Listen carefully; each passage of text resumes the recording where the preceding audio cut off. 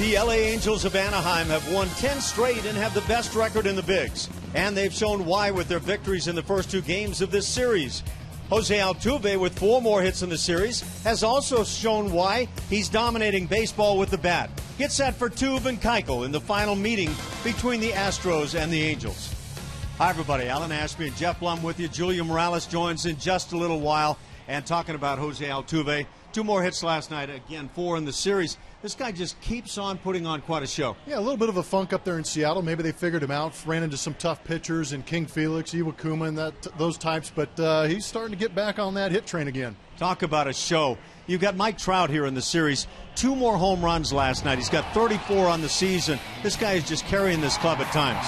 Yeah, he is real catalyst in that 2-hole, leading the major leagues with 170 RBIs out of that 2-hole. Likes that ball down, got a couple pitches last night to drive out of that ballpark in those last 10 games. You see the 3 home runs.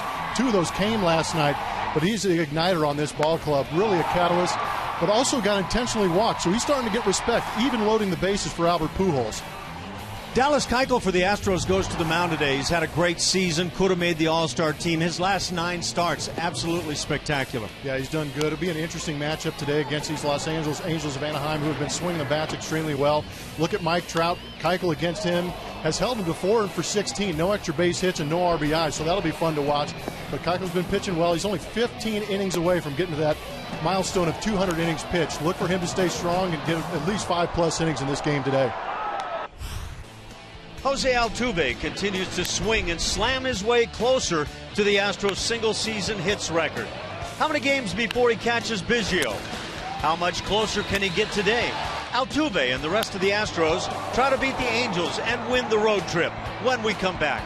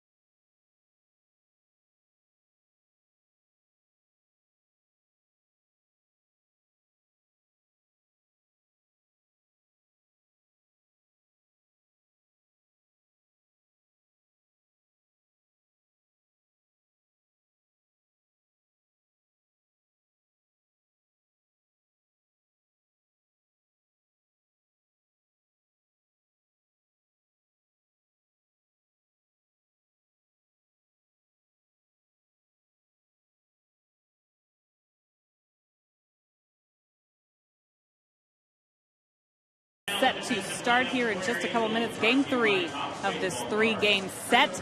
And all eyes on Jose Altuve. 204 hits and counting. He has been the leader in the league for some time now, but he's also leading this team down the stretch. 211, though, is the number he's eyeing now. The total hits in a season franchise record set by Craig Biggio in 1998. But getting that 200th hit, we got to look back to earlier this week. After a couple of hitless games, he started to press a little bit. Really wanted to get to 200. Finally did in that last game in Seattle, and you see what he's done in his last 3 games since doing that 6 for 13. Lala said he looks like a completely different guy. For some reason, that was really weighing down on him, getting to that milestone of 200. And once he hit it, he took off. Now the number, of course, being 211. So Lala's saying that not being as big of a number to Altuve. Now it's just relax, do your thing. A couple of multi-hit games like we've seen Jose Altuve do, and he's feeling great at the plate. For more, I'm going to send it up to the guys upstairs, Ashton Blum.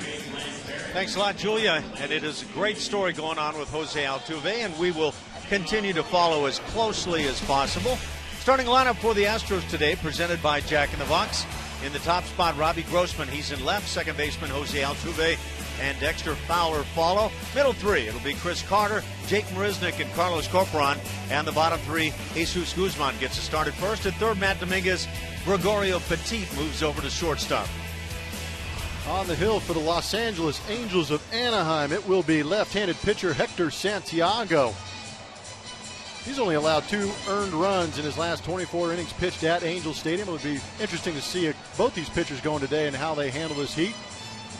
But Santiago's pitched 4 career games against the Houston Astros. 2 of those have been starts. He's 0-1 with a 6.59 ERA.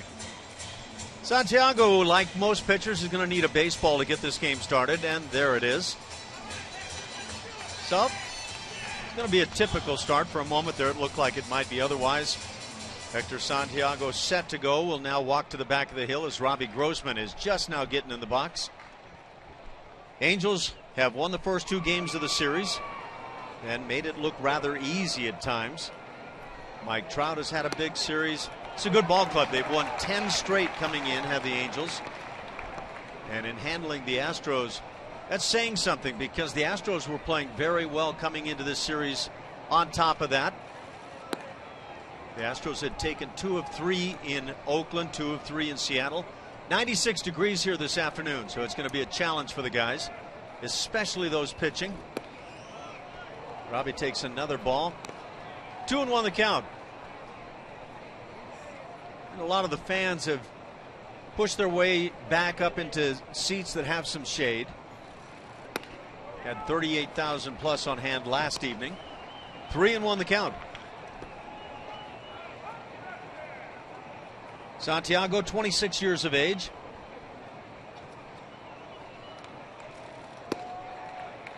And now full count on Grossman. So Robbie takes it all the way. Santiago in his 4th year in the big leagues. Started with the White Sox, 3 years in Chicago, parts of. And now Grossman caught looking to start the afternoon.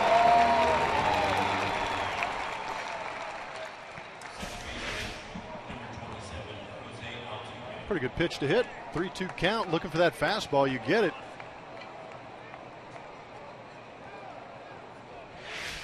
It just oftentimes with Robbie seems to be that desire to draw a walk. And then when he gets to swing the bat, he's been juicing it quite well. It brings up Jose Altuve, 3-game hitting streak after having a 14-gamer snapped. But there you see the numbers, 338 that batting average, and he's hacking. Going right after it.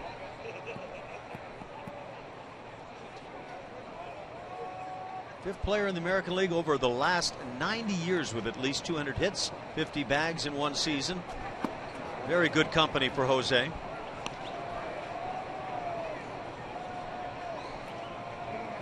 Wondering if he had any thoughts at the start of the year about 200 hits. And apparently he thought it was possible. He said last year he had a couple of months where the hits just didn't come. He felt like he had had poor months, and if he could stay away from that type of performance for any period of time, that he could achieve 200 hits. Well, he's gotten there and moving on by. 2-2 the count on Jose.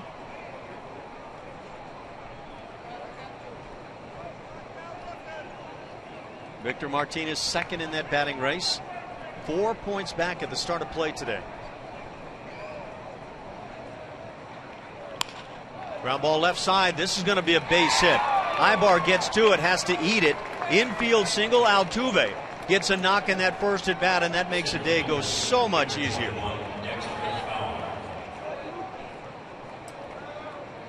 Talk about that mentality, Blummer, when you get that first knock.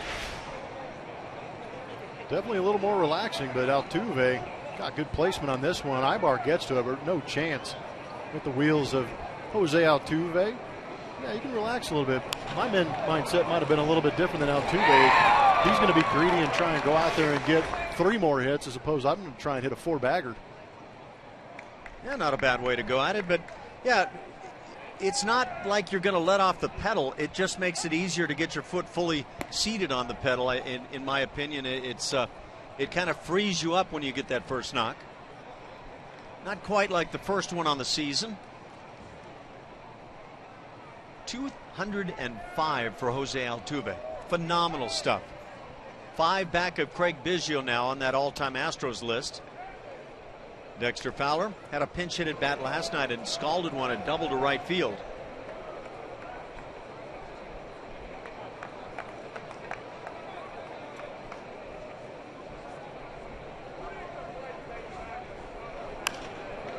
Pitch foul down the right side. Santiago, originally a 30th round draft pick for the White Sox.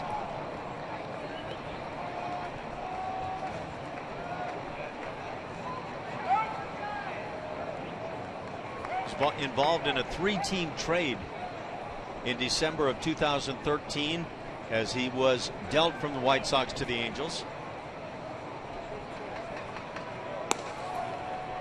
Has a 3-1 count as he struggles with the strike zone here in the first inning. Altuve at first, of course, leading the league in stolen bases.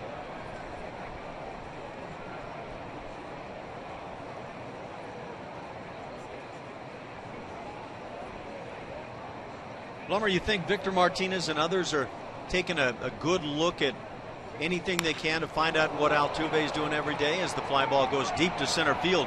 Trout back to the track. He'll make the catch. Altuve almost to second base, retreats. Designated hitter, number 23. So who's playing behind Hector Santiago? Just saw Mike Trout making a nice running catch on the track in center field. On the side of him, you're going to see Cole Calhoun on the right field side around the infield. It's going to be Freeze at third, Ibar at short, Kendrick at second, C.J. Cron back out there at first base, and Chris Iannetta doing the catching. I think if you're in the middle of September and you've got a batting average that is second or third in the league, I'm going to go out on the limb and say they are watching what Altuve's doing on a daily basis. Now, how would a player get that information? You think they've got somebody up in the clubhouse that runs down and says, hey, I'm not sure if it's in game, to be honest with you. Yeah, I think it's an end of the game type thing if they're any kind of a team player. Also might depend on who that player is. Yeah, I think Victor Martinez has a little more to worry about with his ball club trying to get into the playoffs than worrying about going up and checking on the numbers that Altuve's putting up. Of course, that's one of those coveted categories to win a batting title. Everybody would love to be able to do that. We were talking about Rod Carew yesterday, and what was it, 7 career batting titles? It's not bad. 1 ball, no strikes on Chris Carter, who has an 11-game hitting streak. Altuve, 52 bags on the year. Second best in the league, 38 for Jacoby Ellsbury. So that one's locked up. Now it's just about how many more you would like to tack on to help your club. Do you see anybody else these days or in the future that's going to be able to string together 7 batting titles? I mean, there's no more Tony Gwynns. There's no more Don Mattingly's. There's no more Wade Boggs. I don't know. We haven't seen enough of Jose Altuve yet to know if he could be that kind of a guy. When you first met Tony Gwynn, and I played against him when he was a young player, I had no concept that he was going to be the Hall of Famer. The Craig Biggio, I saw him early on, and he was just a teammate. But then, you know, guys evolve into great players. So who's to say on Jose? With a year like this, it could be a springboard to just about anything in the future. Altuve, a short lead at first base, held on by C.J. Cron.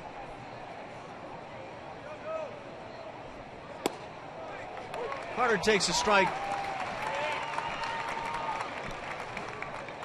Carter does have a home run on a 3-0 this year. Robbie Grossman, the other guy on the Astros that was able to pick up a home run on a 3-0 pitch. Carter takes another strike.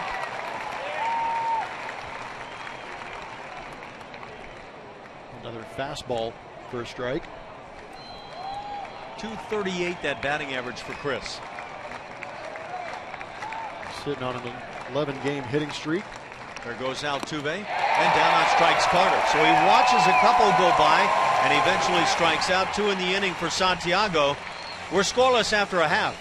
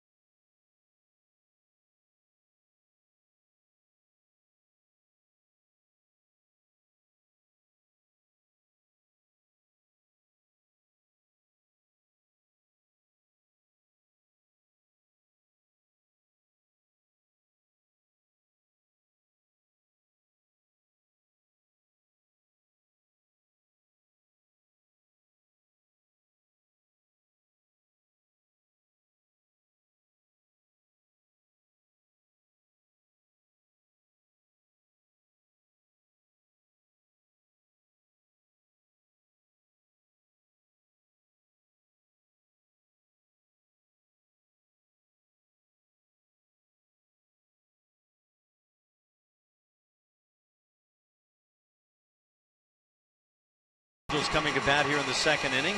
Angel Stadium in Anaheim, California. It's been a hot 3 days. In fact, 4 days with the off day back on Thursday. That lineup for the Angels: Cole Calhoun in the top spot in right field, followed by Mike Trout. He's in center, and the DH Albert Pujols. Middle three, Howie Kendrick at second. At third, David Freese and Eric Ibar at short. And the bottom three doing the catching: Chris Iannetta, C.J. Cron's at first, and in left field, Colin Cowgill. Dallas Keuchel on the mound for the Houston Astros. The left-hander has moved himself into that ace territory for the Houston Astros. You can tell by the numbers, working to get underneath that 3 ERA. The Astros have won his last 3 starts, even though he has not figured in the decision. He's gone 7 innings, 6 2/3 innings, given up 2 earned runs in those last 3 starts. And he's faced the Angels 3 times this season, with the last 2 outings here in Anaheim.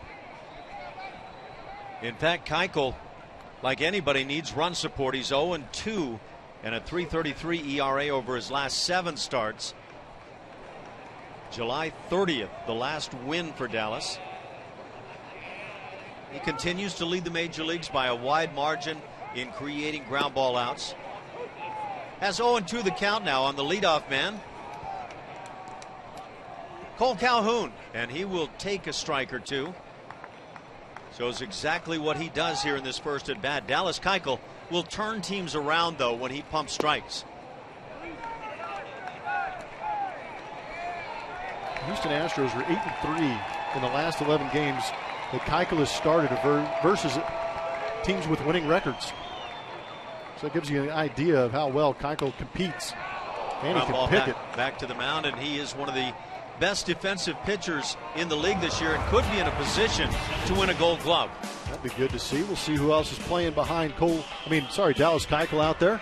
Robbie Grossman in left, Dexter Fowler in center, Jake Marisnick in right. Across the infield, you're going to see Domingo at third base, Gregorio Petit getting the start at shortstop, Jose Altuve at second base, Jesus Guzman gets a start against the left-handed pitcher, and Carlos Corporon, it's a day game and he's playing. By choice. So 1 out. Mike Trout at the dish, and this has meant trouble here in the series. Takes a strike.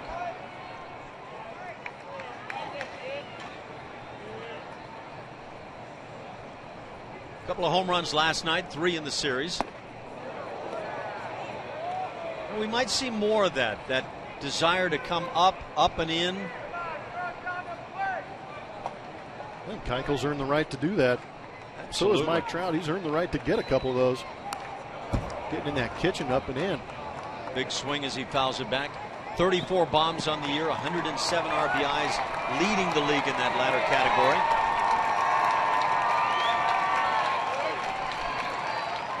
Just keep an eye on how Keuchel works the strike zone against Mike Trout.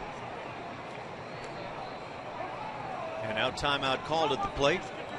Saw a home run off Feldman, up and away, out over the plate, going the other way with it, and then Trout took a breaking ball down and drove it out to center field last night. Another good swing. Trout swinging it well here in the series. Of course, not many times that you'll find Mike Trout not swinging the bat well.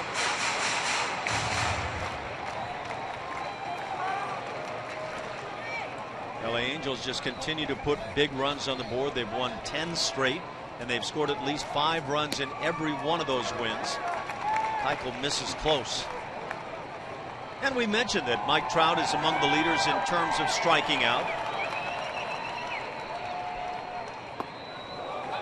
Just inside, so 3-2. He's getting my first place MVP vote. So you've already cast your vote? He does. He leads the major leagues in extra base hits with 81. 321 total bases. And he leads the league with 107 RBIs on a division-winning team. That is why he got my vote. Pretty good reasons. 3-2 pitch. Down on strikes. So Mike Trout will pick up the strikeout. Keuchel finds a way to get him up and in. 2 outs here in the first. It'll bring up Albert Pujols, who is the DH this afternoon. Well, it's pretty well documented. That's where you can beat Mike Trout. And that's where those strikeouts have piled up for him, has been up in the zone. Pitchers went to school over the offseason and figured out a weakness in Mike Trout, and they've attacked it all year long, with the majority of those strikeouts being from that waist up, mostly on fastballs, too.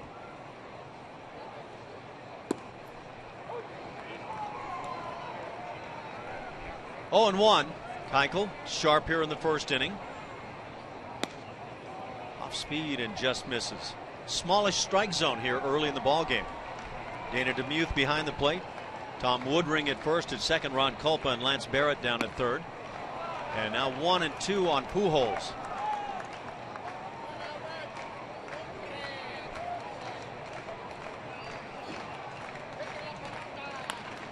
High chopper to third. Big hop from Matt Dominguez.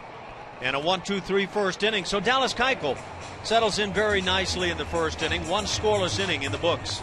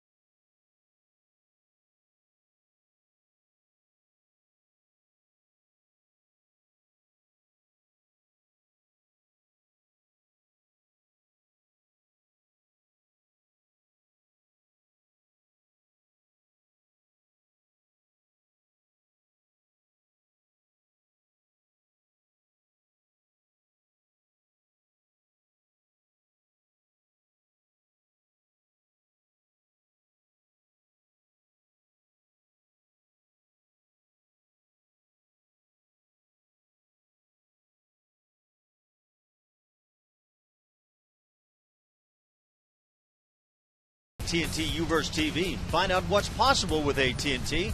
Call 1-800-PIC-ATT. Mobilizing your world. That wouldn't be a bad place to be. You see the Queen Mary back there. Palm Beach Harbor. That's not far from my growing up zone. Just to the right.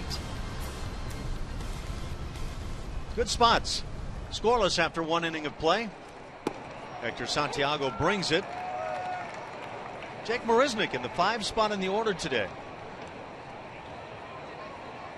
Has a home run with the Astros. 10 RBIs, hitting .248. Gets tied up and fouls one on the first base side. Angels are 2-6 in the last 8 starts by Santiago. These Angels have been tearing it up as a club, and they have earned their spot at the top of the American League West. Angels start the day 93-55, 11 games in front of second place Oakland, 12.5 in front of the Seattle Mariners, who let one get away last night to the A's. That 10-game winning streak for the Angels, easily the best in the big leagues. They have loved life at home this year. One more win and they will have won 50 on the season right here at Angel Stadium. They're 49-24. Line shot up and over the glove of Kendrick into right center field. Marisnick with a base hit as he leads it off here in the 2nd inning. Second Houston hit. Jose Altuve, of course, with that other.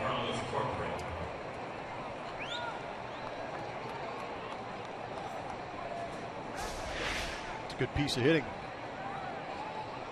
Backdoor off speed piece. Stay on it. It's a good way to lead off that inning.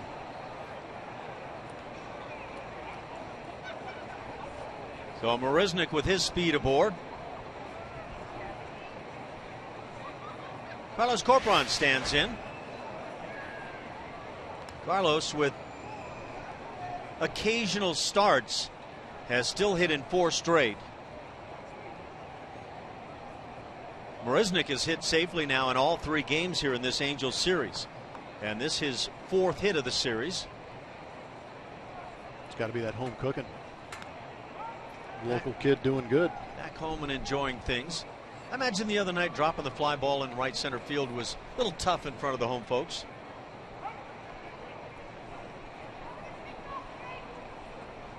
Corporon with 5 homers on the year.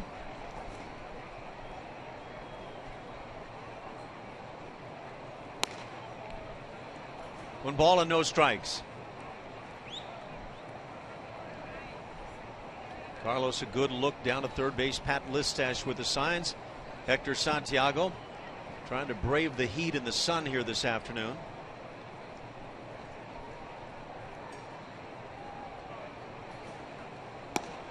Two balls and no strikes.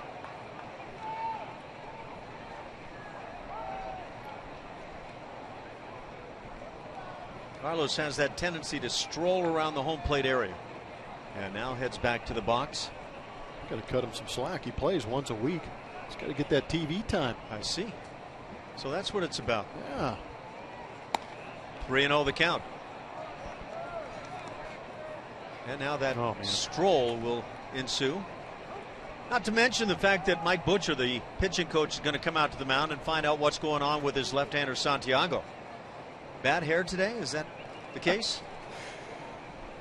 Yeah, this humidity doesn't do me any good.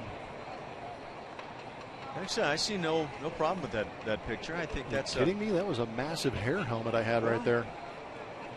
You know what? You've got to be available for all the parts that Hollywood brings, and that one will find you some unusual parts. I love unusual parts. That scares me. It should. 3-0 the count on Corp. You don't have to worry about your unusual parts, though. I'm glad to hear that. We'll take the catcher's gear off as Corpy draws the walk. Runners at first and second, nobody out for Guzman.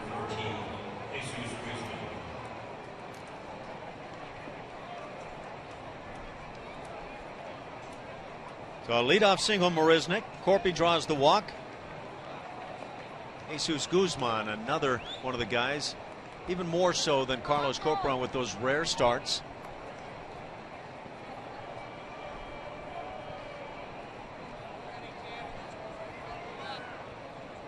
Good speed at second, not so much at first. Santiago misses again. Just not finishing his pitches. I don't know if he's trying to conserve energy or if he's already getting fatigued or what, but just doesn't seem like he's really finishing that follow through, getting that ball down in the zone. Because usually when you see guys missing to that arm side up and away, it usually says that they're not, leading with that elbow. Eric Ibar, the shortstop, with some pitching advice for Santiago. See, that for me would have necessitated changing your pitcher. That would have been the second visit of the inning. 2-0 the count. Just watch that lead arm. See how the elbow comes through first, and he just doesn't really get over that front side to finish that pitch, and then it kind of forces and pushes that ball up and away. 3-0. And one pitch away from loading him up. How about it? Matt Dominguez waits on deck. When Guzman has played recently, his last couple of games, he's drawn 3 walks in that span, so trying to add to that category. Has only played 1 previous time here on this road trip. September 6th at Oakland, went 0 for 3 in that game.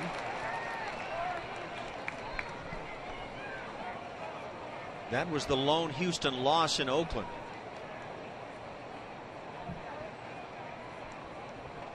I don't know if you've noticed, Plummer, but as the count goes filled now, 3-2. The Astros close out their road trip with today's game. And they go back home 1 week. 4 games against the Indians, 3 against Seattle, and then off on the road one final time. 6 games on that trip. 3 in Texas, 3 in New York with the Mets. And that's going to do it. Sure is. You will cease your drives up from home up to Angel Stadium. Get you guys in beautiful Dallas and then head off to New York. Strike 3 called, inside edge. Hot looking Guzman. That's 3 strikeouts by Santiago. 2 of them called strikeouts. Got to swing the bat when you got runners on base, but we're going to take a look at the upcoming schedule. It's going to be presented by Progressive, and there it is. Ash, you were just talking about it. That last homestand at Minute Maid Park for the Houston Astros. Got the Tribe coming in for 4, the Seattle Mariners for 3 to finish off that weekend set at home at Minute Maid.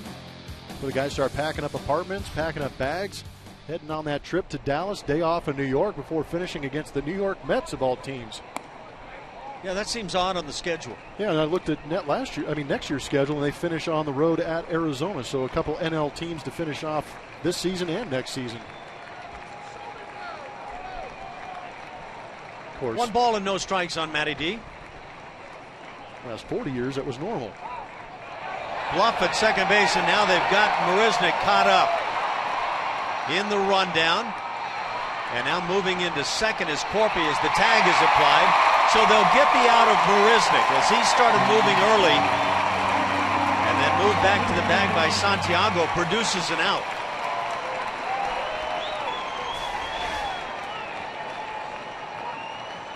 Really, when you're stealing second base, you don't need to go first move. You can wait and make sure that guy's going towards home plate, because you usually have a little bit larger lead at second base. And you get picked off right there, you're trying to be way too aggressive on the spin move right here.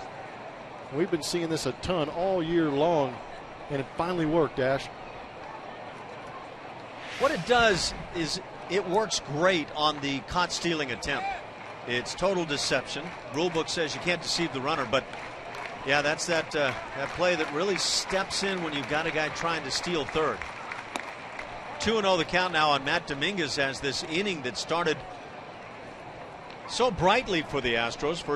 First couple of guys reaching. Then the strikeout looking of Guzman. Now the pickoff. And now it's going to take a little bit of work to get things going once again. Nice 2-out knock for Matty D if he can get it. 2 balls and a strike on Matt. As much as I love Matt Dominguez, I think he's a great defensive third baseman. I like what he did last year, but the numbers that we're seeing right now at 220 is a little frustrating for me for a third baseman. 15 homers on the year, 53 ribbies.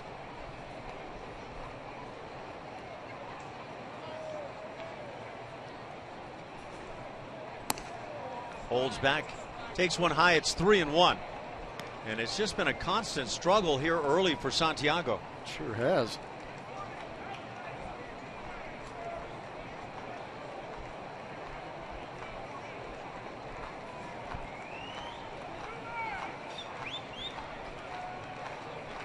Long look in. And just inside. Second walk issued by Santiago, both coming here in the second inning. But with 2 outs and runners at first and second, it brings up the 9-hitter Petit. Come on, Greg. Recently in Boston, we learned that the Astros shortstop today is named Greg Pettit. It's all open to interpretation, I guess, huh? I guess. How about manager of the year? Are you just foregone conclusion with Mike Scioscia and the job he's done this year? I would assume so. Best record in baseball. Yeah. Kind of mixing and matching. Some injuries throughout. Losing Garrett Richards, still keeping these guys going.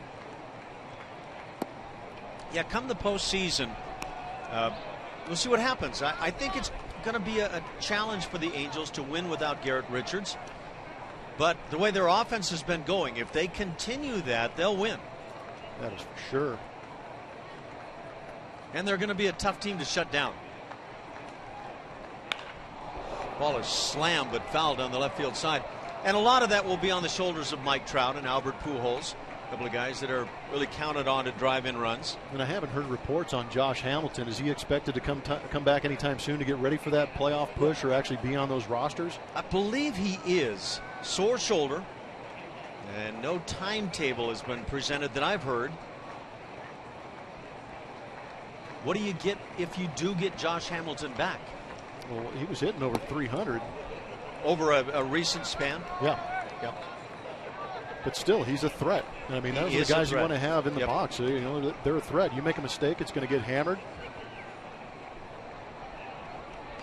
But the more threats you can have in your lineup, hopefully the better it works out.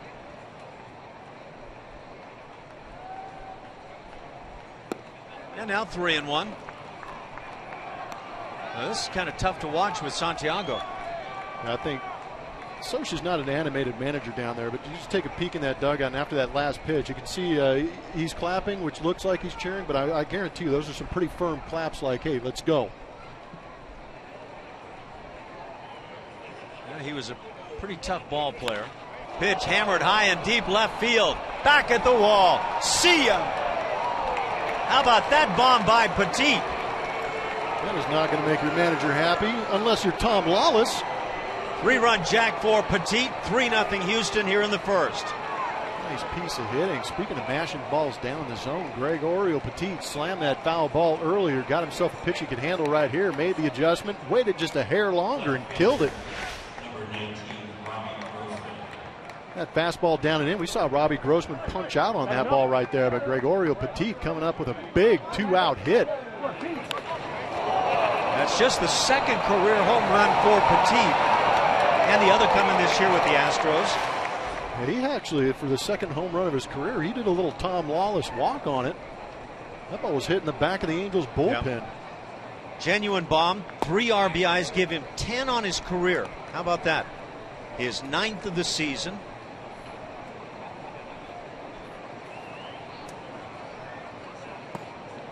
So an inning that looked like it was going to get away suddenly leads to 3 runs on the big swing by Petit. You've got a frustrated Santiago on the hill and probably a more frustrated manager, Mike Scioscia, in that third base dugout. Especially when you know the next pitch is going to be the 50th.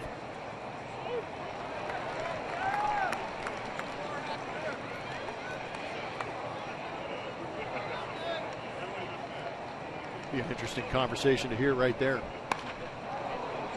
Fly ball into the gap in left center field. This is going to drop. It'll go all the way to the wall. Robbie Grossman into second, has a 2-out double.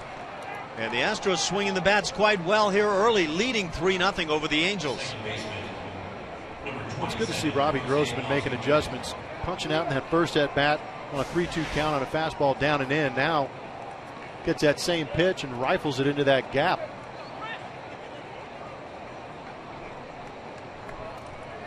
It's looking to be a long day for that Angels bullpen. Vinny Pistano up and getting loose now for the Los Angeles Angels of Anaheim. So Pistano twirling early, just the second inning.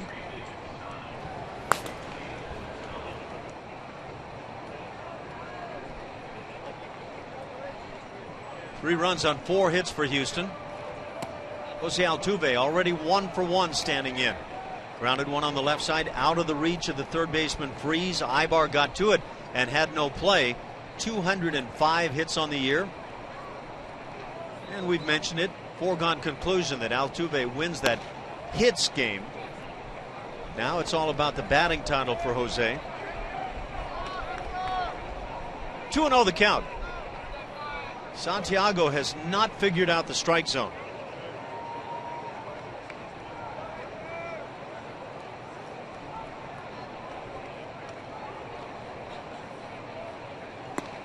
Three and 0 the count. Yeah, he's pretty much wishing it in there right now. His last start, he came out after 5 innings, only throwing 79 pitches. That was at Texas. He ended up getting the win. And an intentional pass has been provided. Altuve will head on down to first base. So runners at first and second with 2 outs. It brings up Dexter Fowler.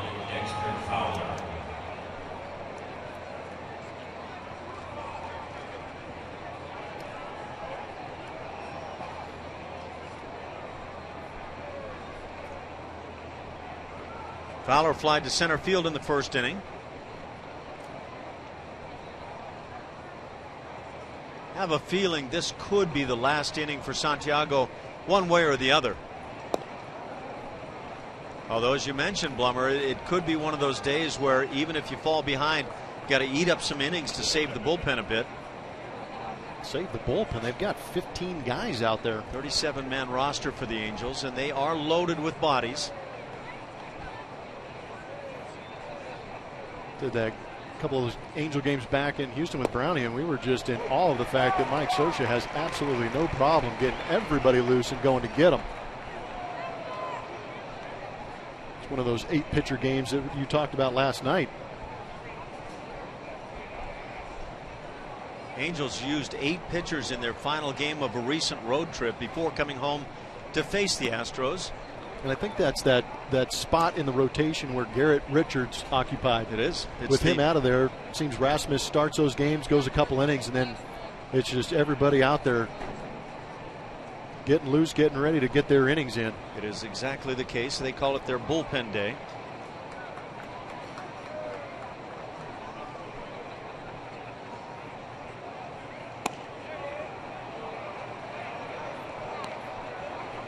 Got to give the Astro hitters credit this inning. They're not expanding the zone and trying to go out there and get some pitches out of the zone with runners in scoring position. They're staying right in their game plan, right in their strike zone. 3-1 the count.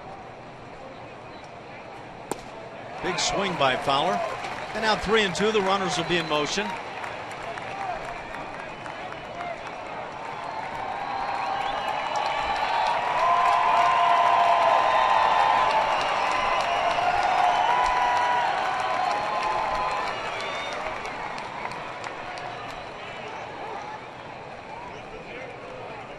Keuchel appreciates this nice long inning on a warm day. Keuchel had a nice quick 1-2-3 first inning, but it's been anything but quick with Santiago. Strike 3 called. Dexter Fowler caught looking. 2 more strikeouts for Santiago, but in between, big 3-run homer by Gregorio Petit. 3-0 Houston.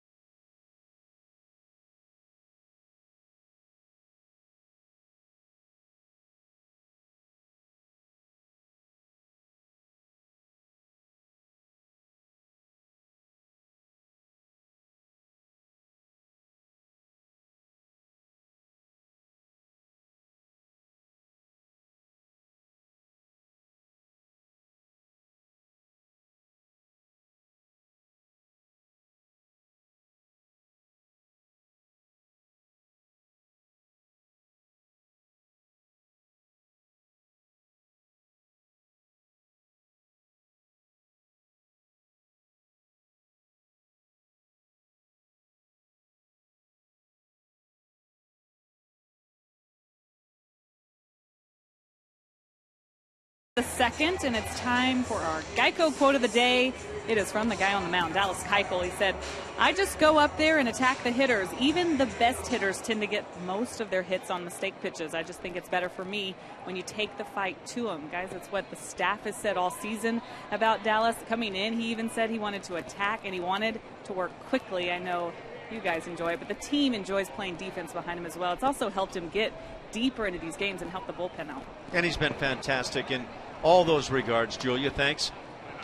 The thing about Dallas Keuchel is it's not just about talk, about some kind of game plan. He's got the ability to back it up. His work ethic puts him in that position, and he's able to follow through.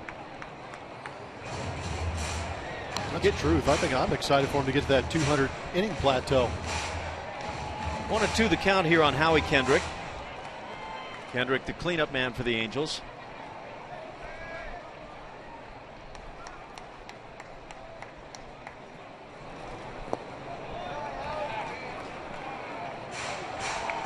Good second baseman for the Angels, hitting .293. And that's a quote from a confident kid who believes in his stuff.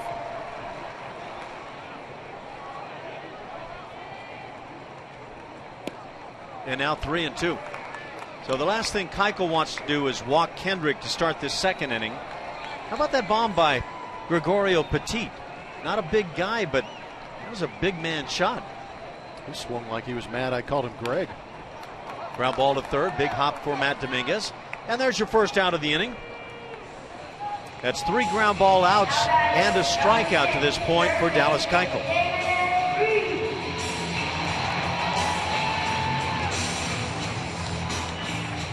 With 1 out, it brings up third baseman David Freese.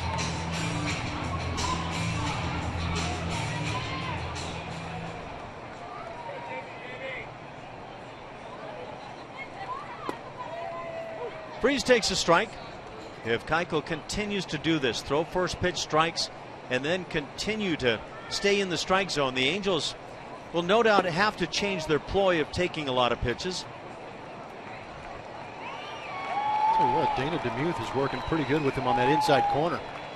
That's a huge benefit for Dallas. Dallas is a guy that, though you hear about the ground balls, and it's true, he also loves to work that inside edge on the right-hand hitters. And where Oberholzer likes to throw that fastball in and go to the changeup away, Keuchel seems like the guy that likes to throw that fastball in, speed their eyes up on the inside, and throw that down and in slider and get swings over the top. There's that fastball on the inside edge, the ground ball to third. Matt Dominguez staying busy. That's his third play already. 2 outs in the second.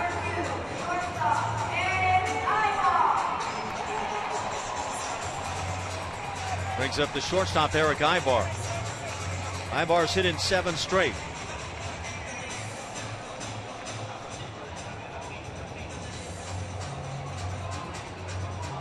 Dallas Keuchel has taken that huge step forward this year. He's taken his game from being a major league occasional pitcher to now a guy that's an ace of a staff type pitcher, and is going to wind up leading the league in inducing ground balls. Could win a Gold Glove on the Hill. Guy that can go 200 innings. It's that guy you don't worry about anymore.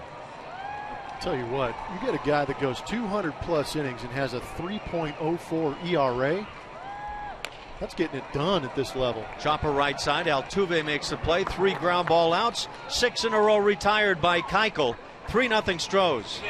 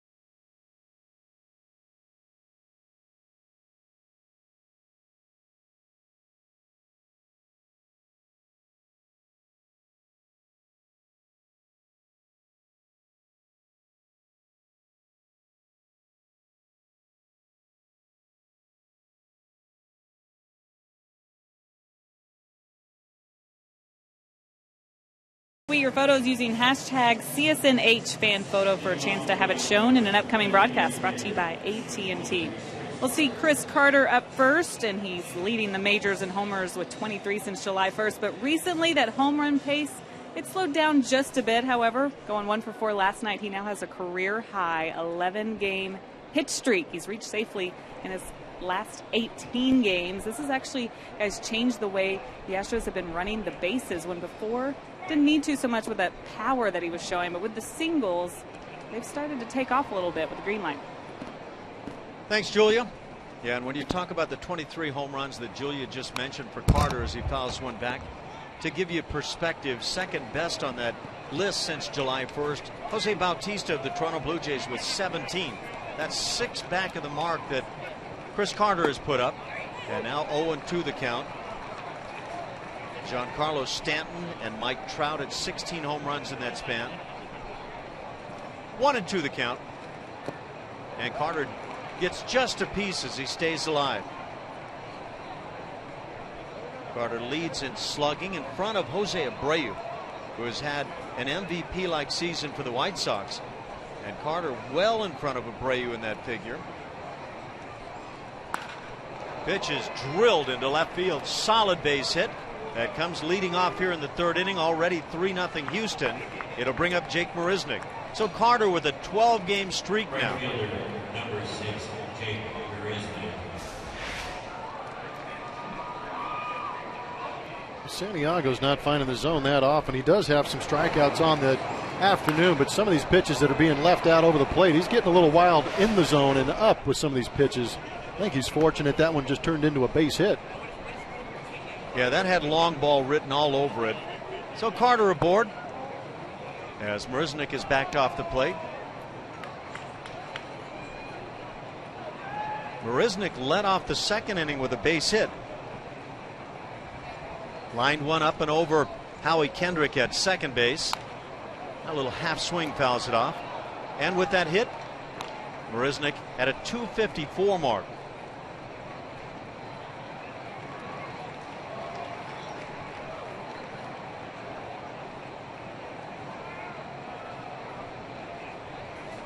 Kind of hard to imagine Santiago's ERA in the 3s with what we've been watching today. 338 coming in. Guy who had allowed less hits than innings pitched.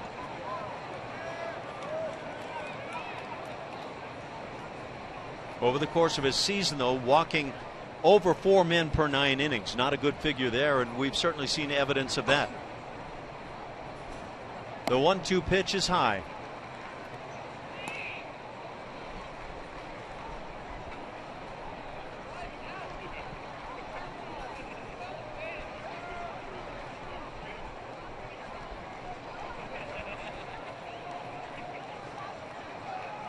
Santiago's 2-2 fouled on the right side.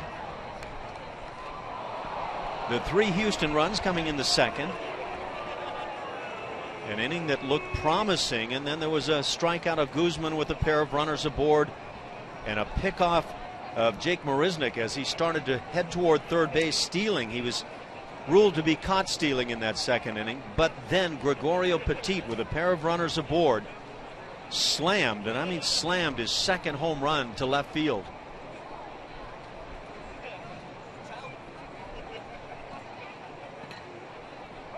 Yeah, what Hector Santiago's doing today has got to leave Mike Scioscia scratching his head. His last 12 starts, Santiago 5-0, 2.29 ERA. That is definitely not the same guy we're seeing here. 3-2 the count. Carter has been a bit of a base runner lately. We'll see if he might be on the move. Really haven't seen an off-speed pitch get over for a good strike from Santiago, so I wonder if the Astro hitters have eliminated that one from their game plan going up there early on until they get to 2 strikes and just sit on that fastball, and a lot of them have found their way into a 3-2 count. Carter does not go. The pitch is fouled.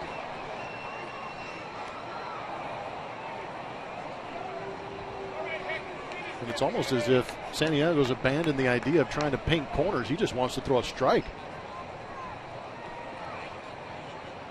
Chris Carter glancing at Tarek Brock, first base coach, almost asking, what do you think?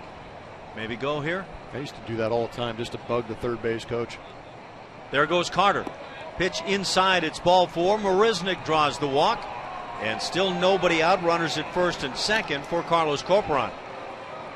Catcher number 22, Carlos Angels will get some activity going once again in their pen in left field. Vinny Pastano is the right-hander that'll get loose. So he's already pretty close after warming up the previous inning. Should be pretty easy to get loose on a day like today. I'm there. I can tell. You are getting there. Carlos with a big swing comes up empty. I was going to mention on Chris Carter, he's stolen 3 bags here in September, so he's got the wheels greased up, ready to roll.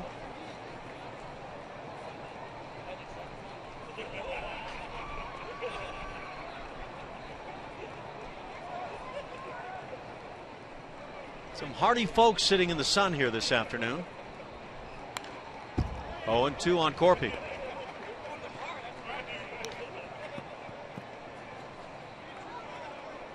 Already 76 pitches for Santiago.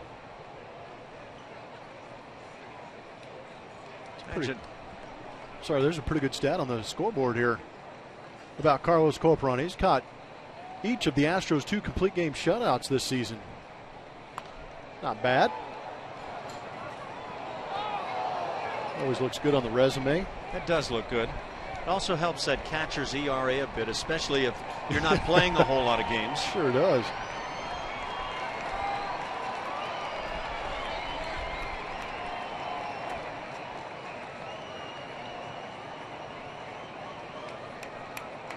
Oh, 0-2 the count.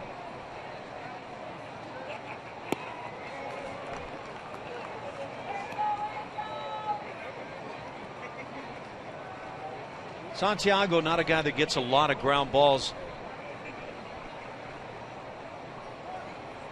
But as we've mentioned, 5-0 with a 2.29 ERA over his last 12 games. 10 starts in that span. But that's not what we're seeing here today.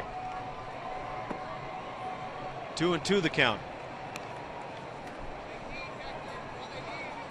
Santiago is one of 5 major league pitchers who have had both a 5-game winning streak and a 5-game losing streak this year. The other guys on that list, you'd have a hard time getting to him. Mark Burley, Brandon McCarthy, who was so great that last time out against the Astros.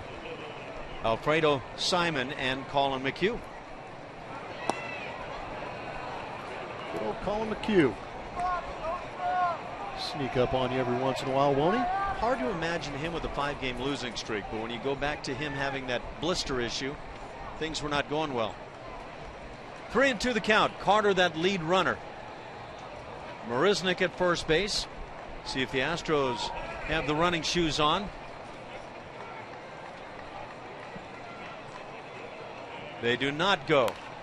Pitches pop foul.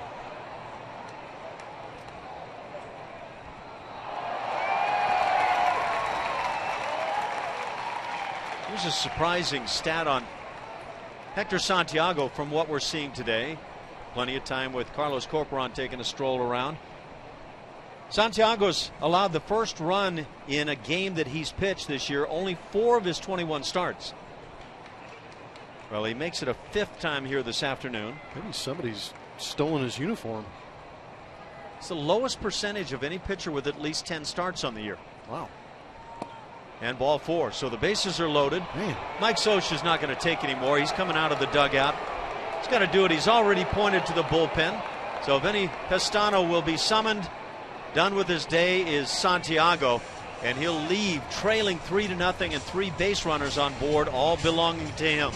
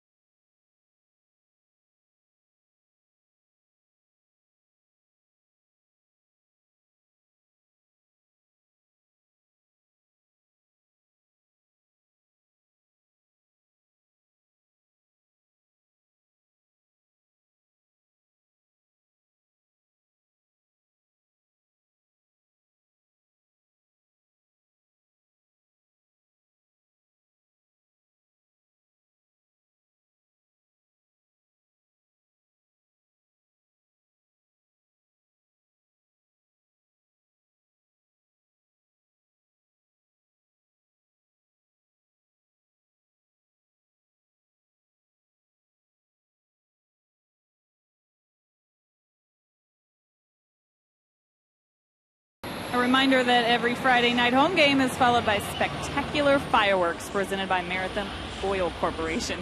And the last Friday night fireworks of 2014 will be September 19th after the Astros play the Mariners. Get your tickets at 1-877-9-ASTROS or visit astros.com. Guys.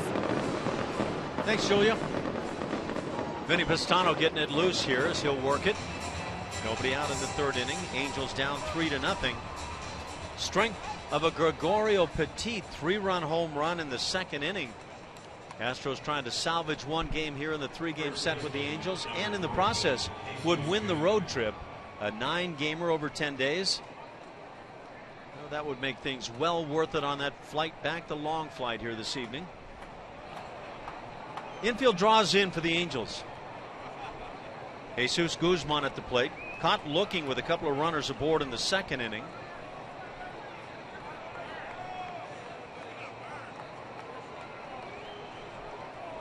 From the stretch, Pistano with that drop down delivery. Misses, and Mike Scioscia's got to be wondering what's it going to take to see a strike. Is there a word for phobia of throwing strikes? You can always coin that word. Pitch is popped up on the infield. The catcher tosses the mask. Iannetta right there and makes the catch. And a big first out with the bases loaded. That's kind of a painful out for the moment. Yeah, that hurts because that creates you got bases loaded now with that one out. Now you got a double play anywhere on the infield. Now at short and second, the Angels will go back into double play depth. Matt Dominguez at the plate. Matt drew a walk and scored in the second. He was aboard on the Petit home run.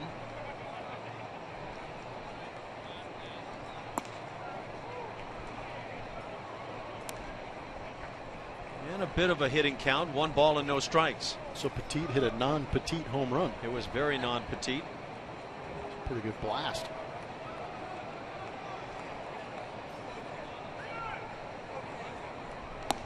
Two 2-0 the count.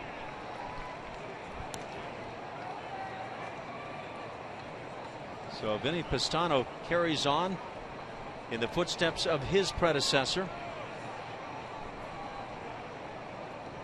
See Matty D do something right here.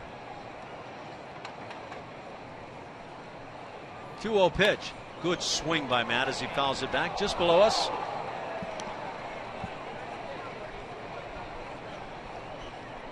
Vinny Pistano, 29 years of age. Been around the big leagues now, parts of 5 seasons. Started with the Indians. And this is first year now with the Angels. Big chance to put a hurt on the Angels. 2-2 the count on Matt. As Matt Dominguez has had his troubles with the ground ball turning into double plays. He would love to elevate here a bit.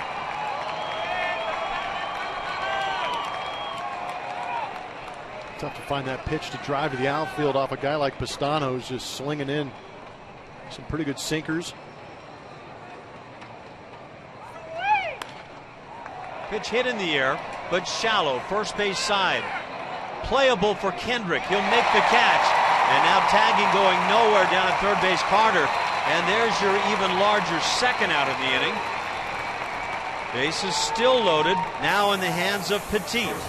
They ran into a similar situation, but last time we're going to show you the Mako big hit of the game, and it was Gregorio Petit with 2 outs, 2 runners on. What a nice long drive into the back of the Angels bullpen for that 3-run jack, his second of his career, second of the season also for Gregorio Petit.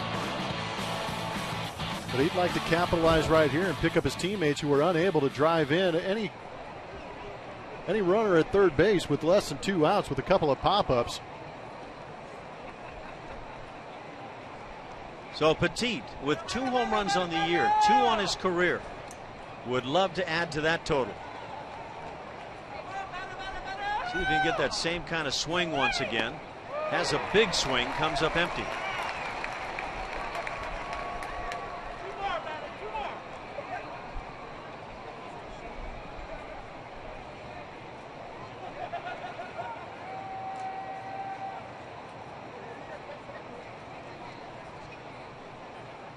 Pistano from the stretch again. Ball and a strike on Petit. I got to wondering about Petit, and as you head toward next year, Carlos Correa not likely to be the shortstop coming out of spring training. Who's the shortstop going to be? Could Petit be a guy that gets a shot to get looked at in a square way in spring training? I'd say so. I like him. I think he's a good complementary type player. I think even if you talk to Gregorio, he would say, you know what, I appreciate any opportunity you guys give me. He's one of those guys that's going to be happy being on a big league roster. He's battled his way to get back here to the big leagues, and he's taken advantage of the opportunity. 273 on the season, gotten a couple big hits, and he's played a solid shortstop and third base for me. 29 years of age, and now down on strikes. So the golden opportunity, bases loaded, nobody out, yields nothing for the Astros. Still on top, 3-0.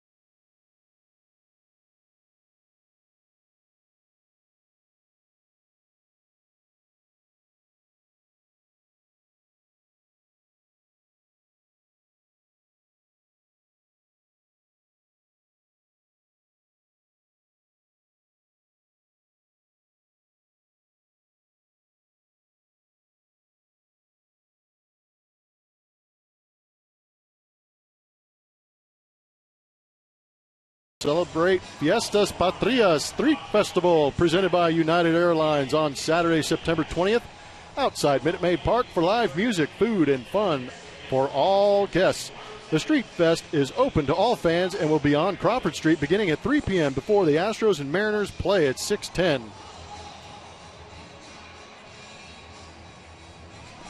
Dallas Keuchel still on top with his Astros teammates, 3-0, but looked like an inning in the third where the Astros could certainly put at least a couple on the board. Bases loaded, nobody out. Guzman then popped out to the catcher. Matt Dominguez popped out to the second baseman Kendrick in foul territory, and a strikeout of Petit, and the Astros went out with a whimper in that third inning. And now bottom three in the order for the Angels. Keuchel has retired the first 6 he's faced. But then you reflect back to game 1 in the series. Brett Oberholzer retired the first 9 he faced, and that game went completely the other direction. 11-3, the Angels won it. Chris Iannetta stands in and has a 2-0 count. How much does Hector Santiago appreciate Vinny Pistano right now? Well, if he doesn't hugely, he's making a big mistake. All those runners belong to Santiago. The 2-0 hit in the air to right field. Merznick is there and out number 1. First baseman, number 20. That'll bring up the first baseman, C.J. Cron.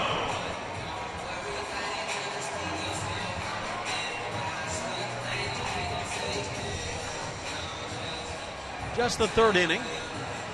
But with Dallas Keuchel on the hill, the Astros have to enjoy the 3-0 lead. If you just checked in, Gregorio Petit, 3-run bomb in the second inning. That's the difference in the game.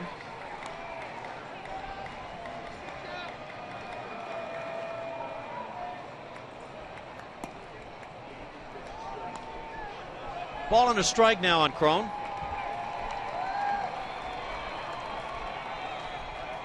Hector Santiago, 2 innings of work and all 3 earned runs against him. 5 walks. Did strike out 82 pitches to get through 2 innings. 82 pitches. I think they just said 38 strikes. Yow. That is correct. And that did not get the Astros on the plane any earlier today. 2-2 the count on Crone. Slams one foul down the left side.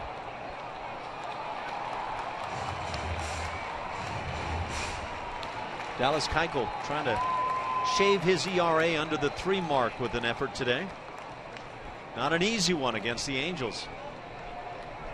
10 consecutive wins, all with scoring at least 5 runs.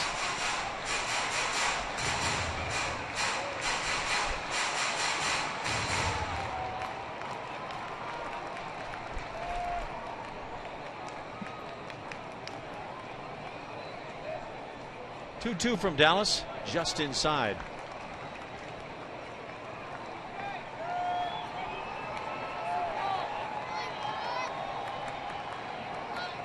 Infield shifted around to the left side. Grounds hit 10 home runs for the Halos. Grounds one foul.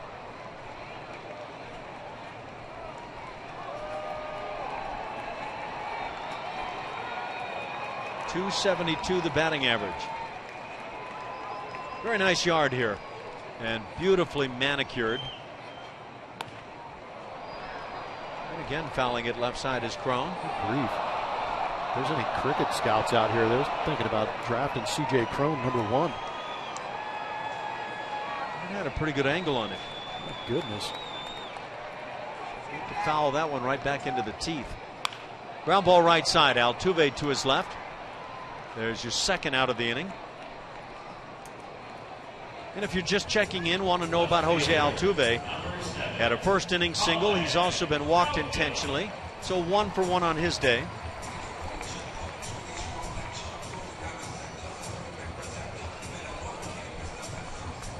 Two outs, 8 in a row retired by Keuchel.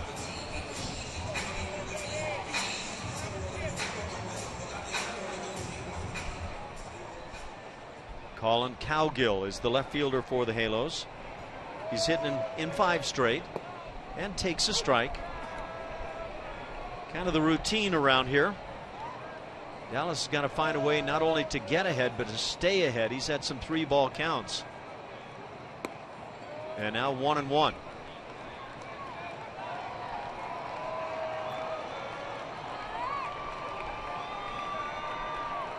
Everything NFL working out your way, Blummer? It's been interesting so far. I haven't checked my fantasy football scores in a little bit. I had one team leading, one team behind. And the Chargers just scored, so that's a good sign. Go up 9-3. Still waiting on the point after. 2-2 the count. Cowgill comes back and has a question or word with the home plate umpire.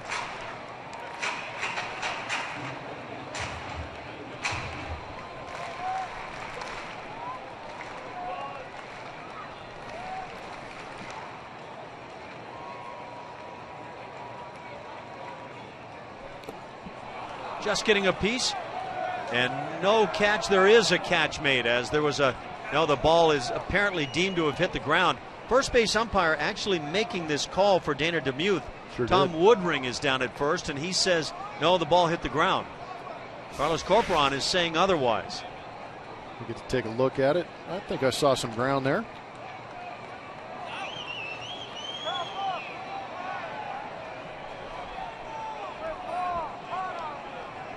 I hope you can see better than I can. Yeah, I can. that's off the ground. Yeah, that you didn't even have to think on that one, huh? No. Okay. It's an awfully good call from first base on a pitch that, with that replay, we could barely see. How am I doing here? Not looking too good. I'm worried about the fans below. Oh, the fans are safe. I don't know. Boy, that thing was wobbling around.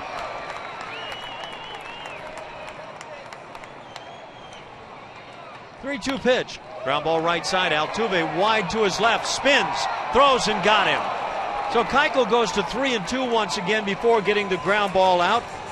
9 in a row retired by Keuchel, but it hasn't been easy. 3-0 Angels.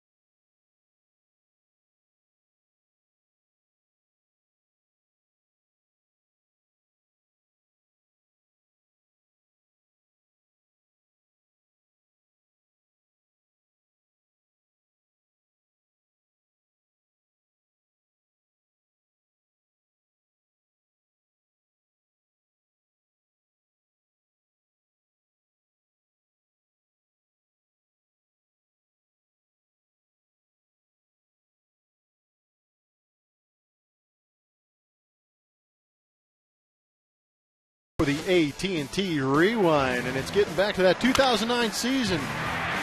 Give one of my more favorite teammates, Miguel Tejada, some love. Man, did it all in 2009, racking up those 199 hits. I got a front row seat to see that happen and got to play alongside him also. But the man was just hitting it all over the place.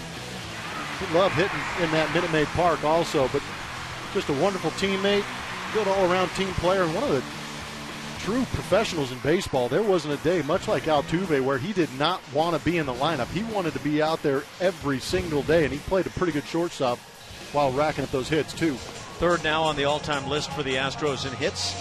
Very impressive season at the tail end of a great career. Astros on top of the Angels 3-0. Here's your peek into the ballpark. Man, I'd like to be calling the game from right there. Go ahead and spend your $5. Come on in. New pitcher on for the Angels, right-hander Yoslán Herrera.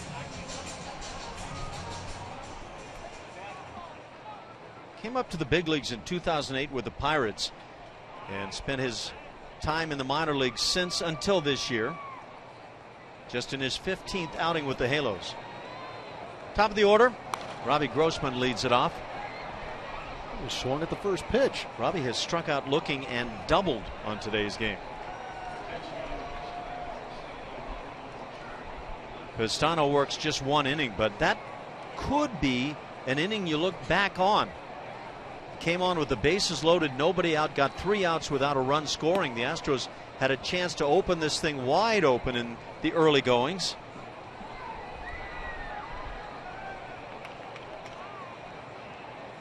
Herrera's a guy that's given up 17 hits in his 12 innings of work. So maybe ripe for the picking for the Astros bats. And now a 2-1 count. Any idea where Pistano pitches as far as their bullpen is concerned throughout the season? Was he a 6th, 7th inning guy? Really got me on that one. Well, I was just kind of curious because we talk about high leverage, low leverage innings and stuff like that, you know, for bullpen guys, and that seemed like a pretty high leverage situation for Pistano to come in, and he did a great job. Hot shot to first base. Crone takes it to the bag, out number 1. The back of the bullpen guys for the Angels are Smith, Jepson, Grilly, maybe Salas. Yeah. So I would imagine he's kind of in that 6th inning and earlier kind of range. I thought it was interesting he came in on a big situation and got out of it. It was kind of nice. Just random thoughts. No, actually that's one of the really good random thoughts, because I think it comes up every year where as broadcasters broadcasters, we wonder why one of the better bullpen guys doesn't come in earlier in a ball game in a big scenario, and that was a case there for Mike Scioscia. And already a 3-run lead, but Scioscia wants to keep it at that 3 runs, especially the way the offense has been racking up the runs. They're never really out of these games here of recent days. So Herrera, the third pitcher of the afternoon. We're just starting the 4th inning. Jose Altuve at the plate. Oh yeah, he's 1 for 1 with a walk. That was intentional. See what Trout might compare like with Jose Altuve. Good grief, 50 points higher in that batting average. Hits, plenty more hits. I'd be curious to see how much this number right here would change if you put Jose Altuve into that Angels lineup. That number would be well over 100 also. Well, runs scored and RBIs can be vastly different from one lineup to another. Absolutely, yeah. But with the amount of bases that Altuve's stealing as often as he's been on base, just imagine that, that's just many more opportunities to score with some big hitters behind him. Altuve at 339. He's just making life tough on the rest of the hitters. Takes a strike at the bottom of the knees. 3-1.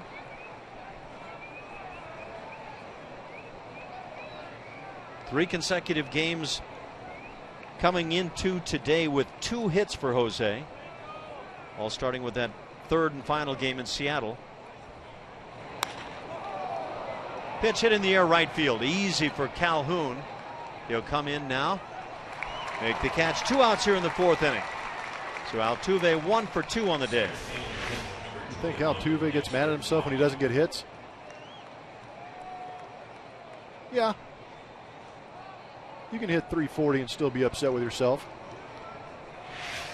I would say for the first 4 months, though the intensity was all there for Jose, I don't think he was feeling the weight of things quite like he is now. No, but I agree with the quote saying, after getting past that 200 mark, he definitely looks a little more relaxed at home plate. Dexter Fowler takes a big hack.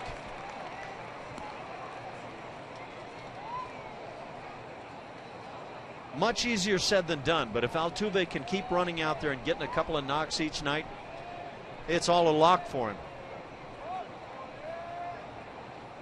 14 games to play, counting today's.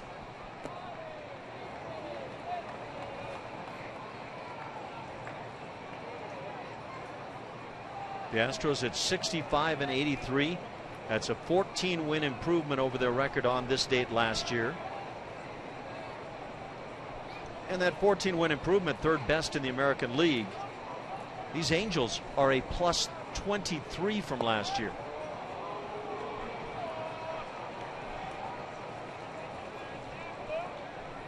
Seattle a plus 15. We've got some clubs that have turned things around very well. Angels were a big disappointment last year. The Oakland A's kind of ran away, and I think a lot of people thought that was going to take place this year. Line drive, fair ball down the left field side. Fowler around first. He'll dig for second. Here comes the throw, not in time. Stand-up double. So Dexter with doubles in back-to-back ball games now. Kind of poked that one out there. An off-speed pitch. You see the hands kind of slow down a little bit with the pitch, but does a good job of just redirecting that one. Colin Cowgill did a good job of getting over there. And although we haven't seen that major rush of speed from Dexter Fowler going first to second on stolen bases, if he has a chance to get those strides extended going from base to base, he's one of the quicker ones. Makes that double rather easy. Yeah. On the shot down the left field side. 2 outs for Carter. 1 for 2 on the day. A 12-game hitting streak for Chris. Well, you start talking 36 home runs and now a 12-game hitting streak, and you're just looking at a different guy. Turned into a professional batter.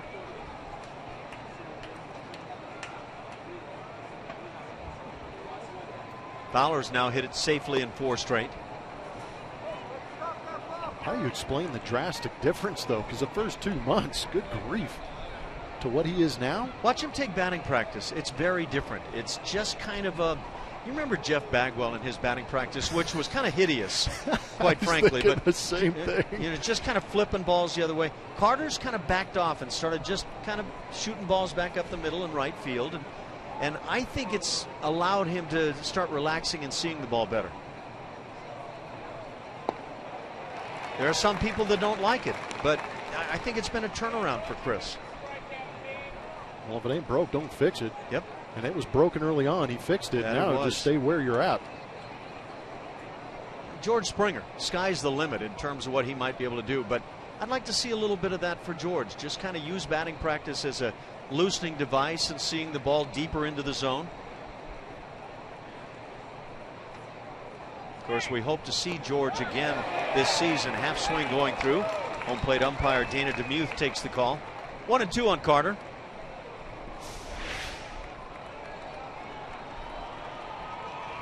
Yeah, that issue is pretty well cloaked in secrecy. Yeah. And we've seen the workouts take place for George. Been running around pretty well. Saw him in Oakland. I thought we might see him on the road trip, but then there was some talk about Springer maybe breaking it out in Houston. We have not heard any talk. Nice job by Iannetta. That was pretty impressive, actually. All-out commitment right there. Didn't even skip away from him. He came up with that one pretty nicely. Get accustomed at times seeing catchers just reach out and backhand on this ball. He had the knees scooting out there quickly.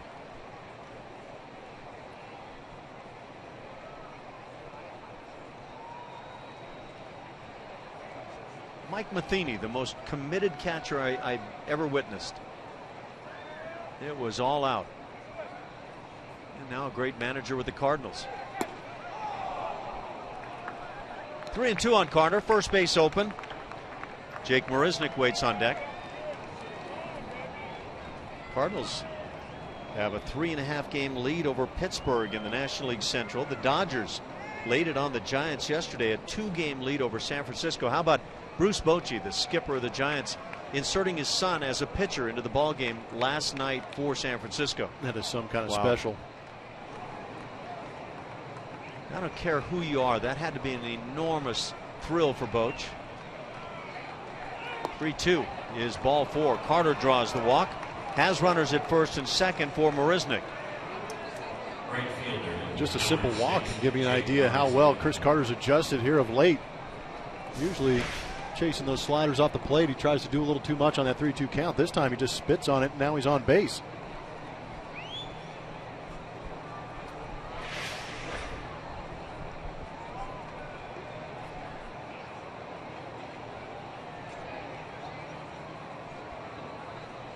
Marisnick 1 for 1.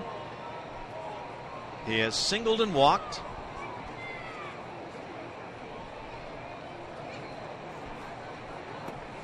Herrera misses low.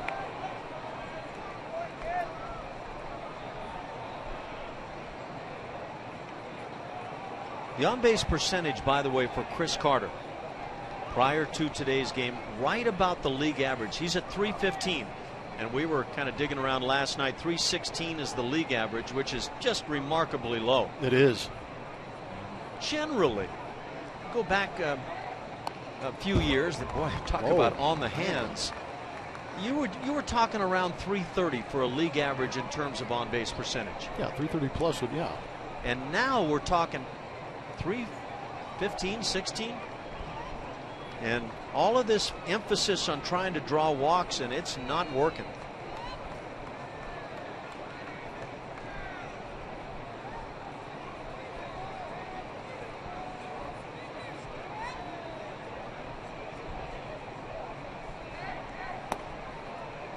Two and one on Jake.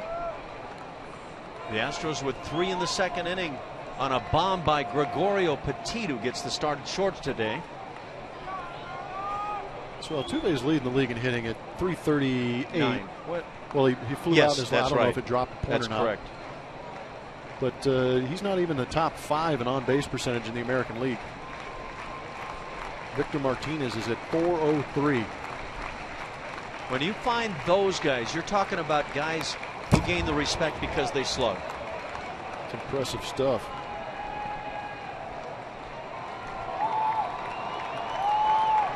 Now, Victor Martinez has had a great year. And I think if you say, okay, who's been the best player for the Tigers this year? In the past, you don't even think past Miguel Cabrera. You don't bother trying to figure it out. But I think Martinez has been their best player this year. For sure. 2-2 the count. The crowd here in Anaheim getting behind their right-hander Herrera. Either that or heat stroke is setting in.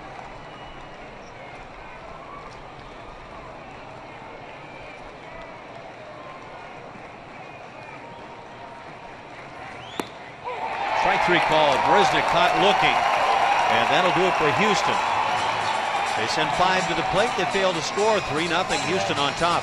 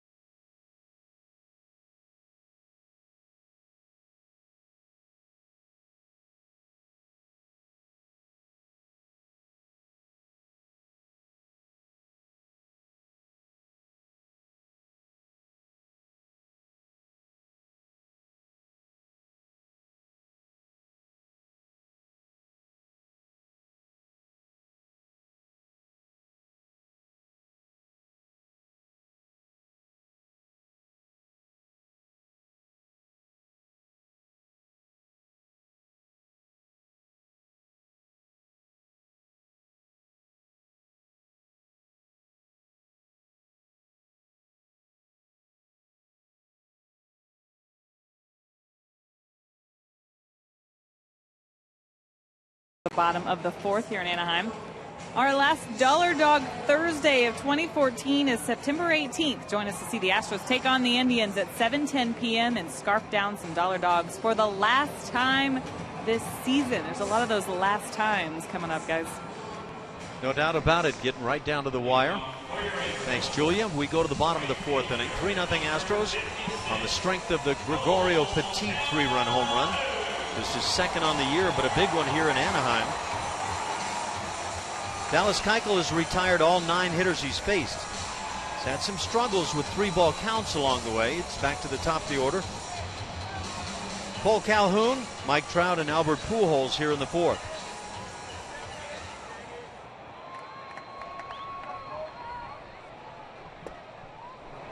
And Calhoun once again takes strike 1. His first plate appearance back in the 1st inning, took the first couple of strikes, and then Keuchel had the count go deep on him as he was unable to put him away right away. He eventually got him to ground back to the mound on a 3-2. 0-2 the count.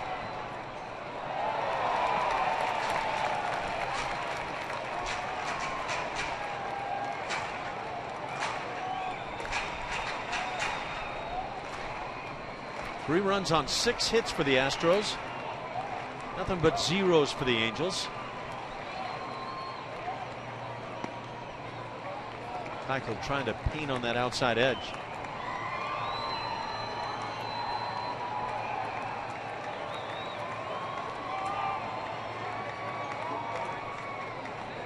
One and two. Calhoun leading off here in the 4th inning. And 2-2 the count. We'll be delighted to know that Cam Bedrosian is now getting loose in that Angels bullpen also. All hands on deck.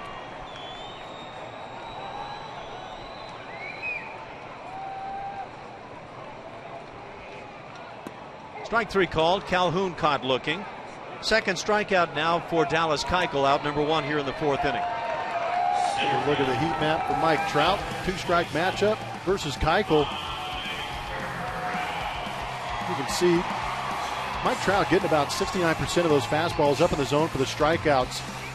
That's where you like to work. You like to tease him a little bit down and then beat him up in that zone. When you get to those 2 strikes, has a tough time getting to that. We saw the numbers, how well he hits those balls down in the zone, but Keuchel's off speed should be a good matchup against the ability of Mike Trout to hit those pitches down in the zone.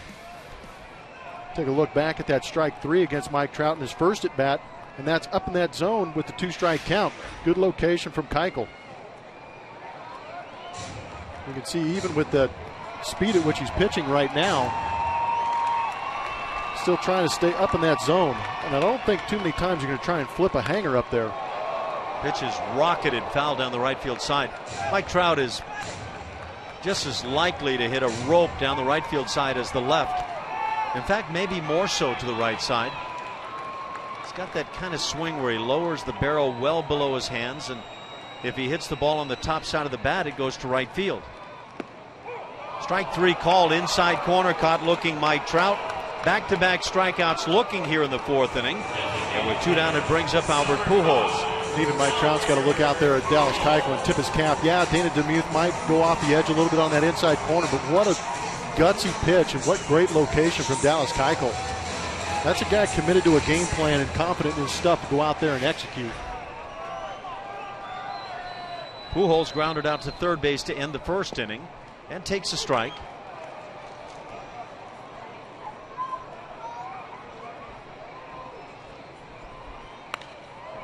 Quickly 0-2 as Keuchel gets in front. Sure like the professional approach of Albert Pujols, just kind of staying right there in the box. Enables Dallas Keuchel, who likes to work quick, to get at it.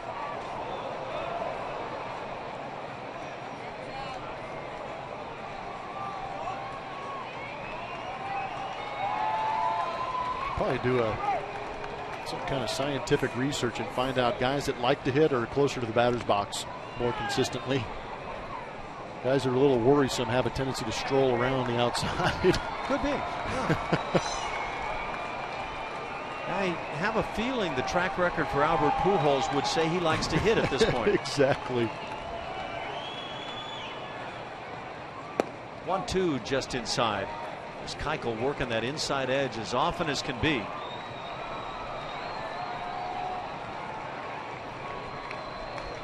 Cam Bedrosian, right-hander, throwing for the Angels.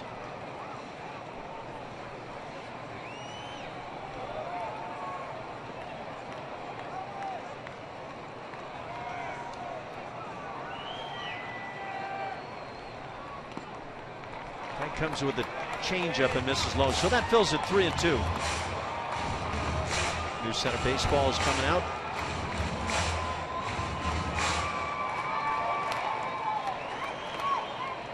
Angels 93-55, 38 games over 500. That's a season high for them. Hot shot to third, handled by Matty D. He'll throw across in another 1-2-3 inning.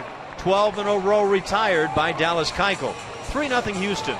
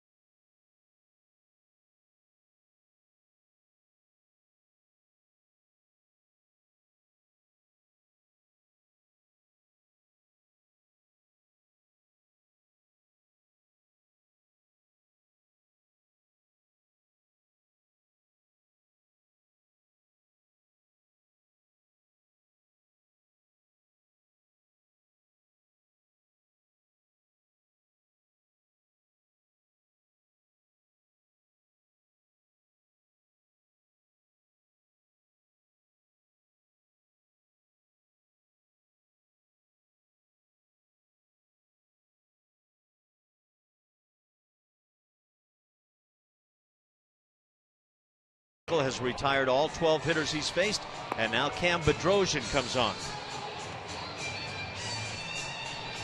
Cam threw a scoreless inning on Saturday night while getting 2 strikeouts.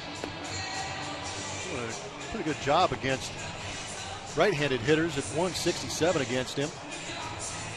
Walks a little high in those 15 and 3rd innings with 10. Also got himself a blown save opportunity. Good arm like his dad. Bedrock like his dad too. Yeah, Bedrock, as his dad was known, a guy who could bring the heat. He'd challenge you up with that fastball. First year in the big leagues now for Cam Bedrosian. 15th game. And so far to this point, allowing a few more hits than innings pitched. And a little bit of a shaky whip at this point, 1.8. So here in the 5th, Carlos Corporan leads it off. To be followed by Jesus Guzman and Matt Dominguez. Carlos turns around and bats left-handed now. Still looking for that first official at bat this afternoon. Make that couple of walks in his 2 plate appearances. He has scored a run. Big swing. Gregorio Petit, a 3-run bomb. Corpy fouls it back.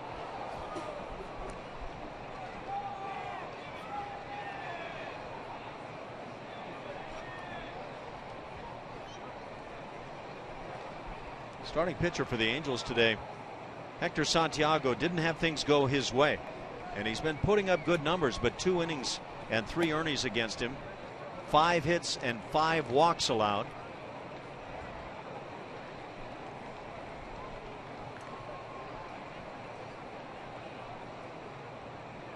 Outfield shades to left, the infield toward the right side.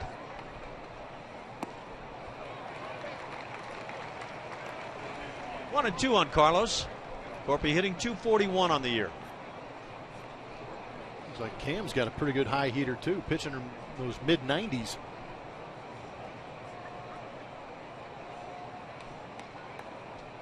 Pops would go mid-90s and plus, and just was one of those guys who could live with the high heater.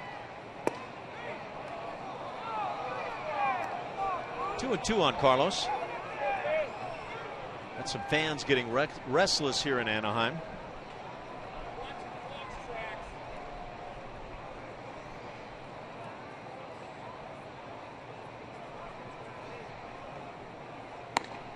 Three and 2.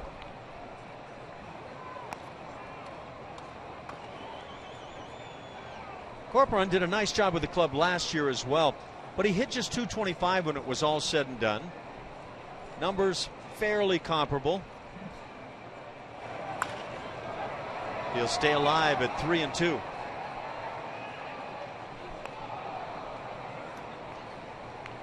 Got a little more work a year ago. At 191 at bats versus right at about 160 this year. A healthier Jason Castro has a lot to do with that.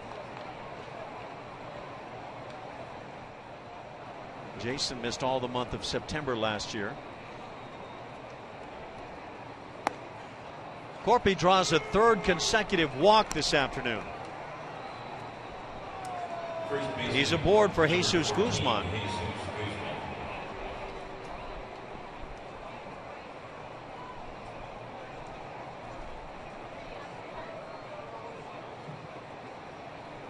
Scared of Corpy. On base percentage is going to do well today.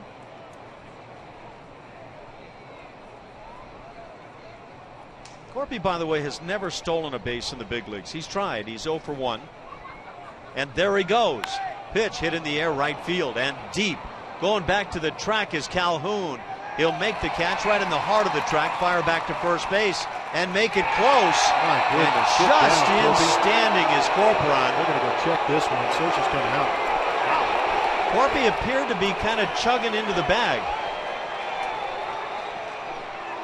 Well, that's a heck of an effort by Calhoun in right field. It's called not giving up on a play, huh, for Calhoun. Mike Socha doing what managers do, turning toward his dugout, looking for confirmation one way or the other. He gets it. They will not review it. Out number 1 here in the 5th inning. That's knowing your speed, I guess. You don't need to get there any too early. It's a hot day. You got to be economical with the exertion of energy. Now, I've been impressed with the throwing arm of Calhoun. It was from the warning track. Brings up Matt Dominguez. Matt's been a busy third baseman this afternoon. He's walked and scored and then popped out. That looked like a really big out and certainly could have been in the ball game. With the bases loaded, nobody out in the 3rd inning. Guzman popped out to the catcher. Matt Dominguez popped out to Howie Kendrick, and then Petit struck out, and the Astros left those 3 on board. 0-2 on Matt. And we'll see if we have to look back at that at some point this afternoon. Yeah, that was that Vinny Pestano inning.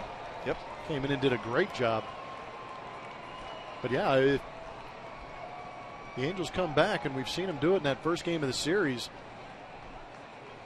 That could be one of the bigger innings in this game. Drive into the gap in right center field. Long run, Calhoun. He'll get there.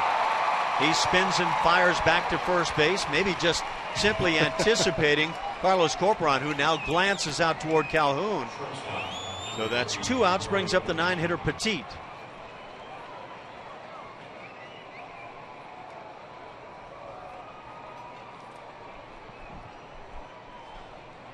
Petit 1 for 2. That won the big swing of the afternoon by the Astros.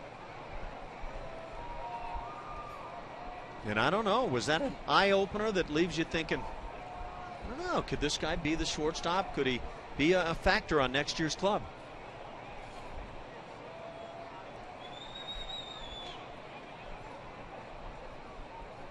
Slider in for a strike. Yeah, we talked about it earlier, and I think he's got a strong opportunity to make the roster as a utility type player. But I think that everyday job should go to Marwin Gonzalez. He's deserving, there's no question. Pitch is drilled to the gap in left center field. Unless, of course, Petit keeps doing this sort of thing. All the way to the wall. Corpy to third. He'll be held there. So a 2-out double for Petit. He has a home run and a double, and now back to the top with Grossman. Runners at 2nd and 3rd. Left fielder, number 19, Robbie Grossman. Good old Greg's having himself a day. Double number 6 on his season. A couple of extra base hits. You know what? He can pop the baseball.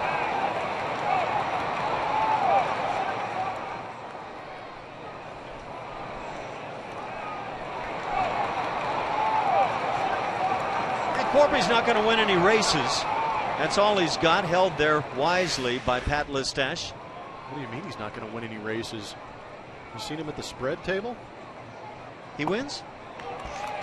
Judging by that gait he's got, he might.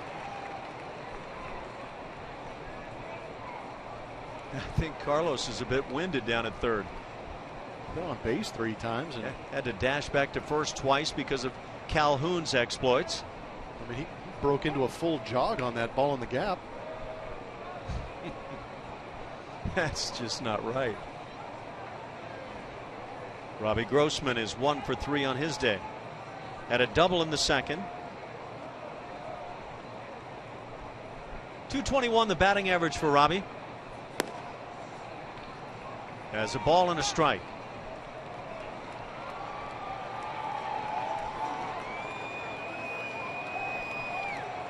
Dallas Keuchel has been great. We mentioned retiring 12 in a row, and yet at moments it hasn't felt the sharpest from Dallas. Just had to make. I mean, he's been in a couple situations where he's had to make pitches, and he's done it. You know, it occurs to me that a comment like the one I just made says a lot about who Dallas Keuchel has become. When you start kind of looking for perfection at times from him because he's been that good.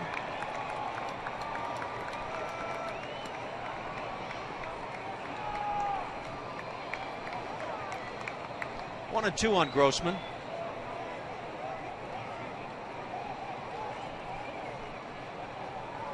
Right-hander Cam Bedrosian.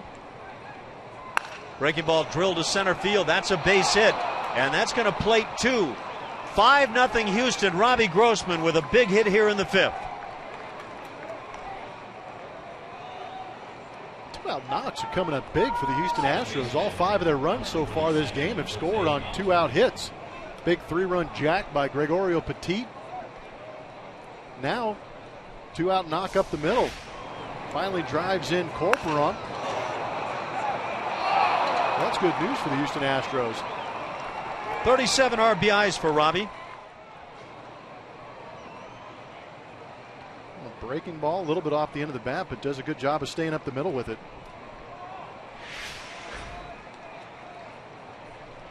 So those 2 hits, Petit and Grossman, huge for the ball club. Get the bases loaded, nobody out, fail to score, and then you get an inning like this where you get a leadoff walk. He's still at first base, 2 outs later. And before the inning is over, 2 runs on the board. Trying to add to that. Jose Altuve's 1 for 2 on the day.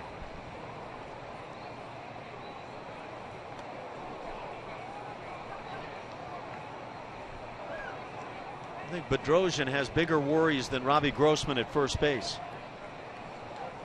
Just want to make sure probably that Robbie Grossman doesn't get into scoring position. The Astros have stolen some bases in this series so far. Tom Lawless likes to see those guys run. If you do it, you want to do it real early in the count. Jose Altuve likes to swing early and often. Even with that out Altuve made in his last at bat in the 4th inning, number I see is still at 339. So, you know, he'd love to push it over 340 now. Get that foot on the pedal and just slam it down.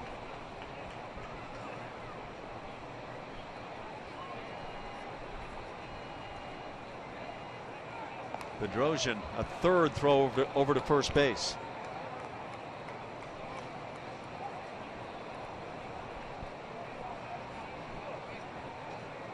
Victor Martinez is down to 331. So that's an 8-point spread right now for Altuve.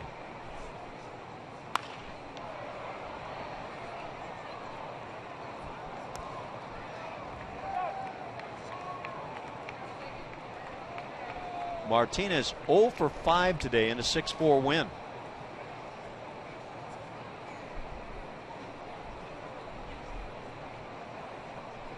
Well, that's some good news for Jose Altuve.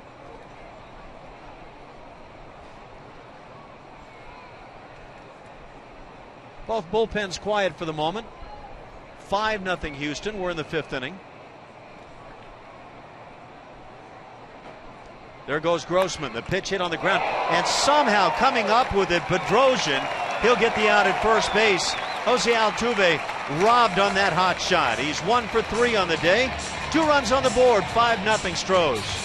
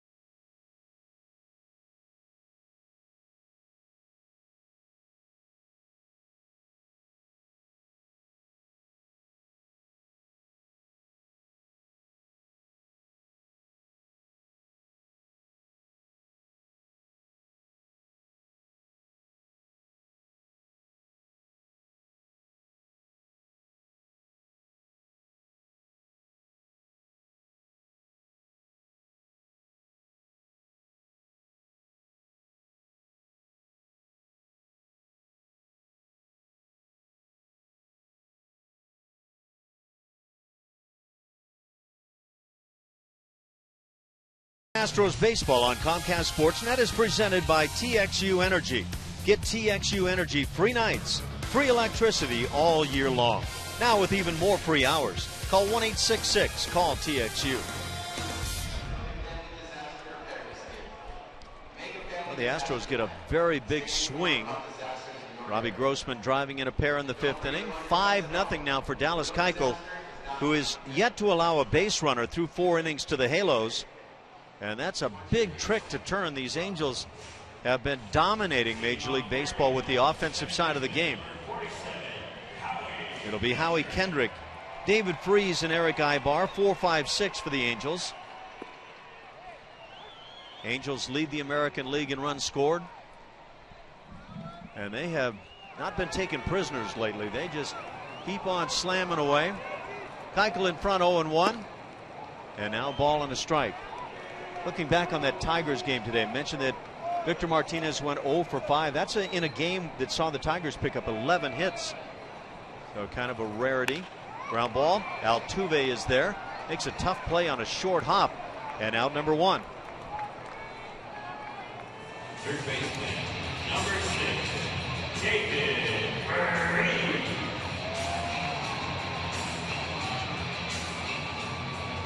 One out for David Freese.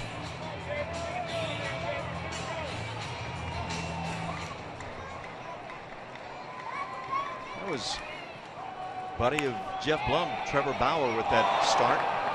Nice diving catch at first base. Terrific play by Guzman, and a second out here in the inning. Shortstop, number 2, Eric Ibar. Well, 2 outs and the base is empty. Brings up the shortstop, Eric Ibar. Dallas Keuchel trying to get through a 5th inning now without a base runner.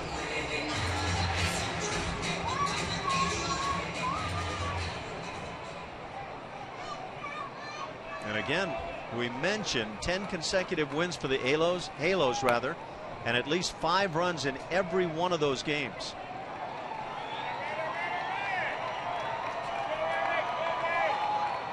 Dominguez and Guzman drawn in. 2-0 the count. Keuchel not happy with himself.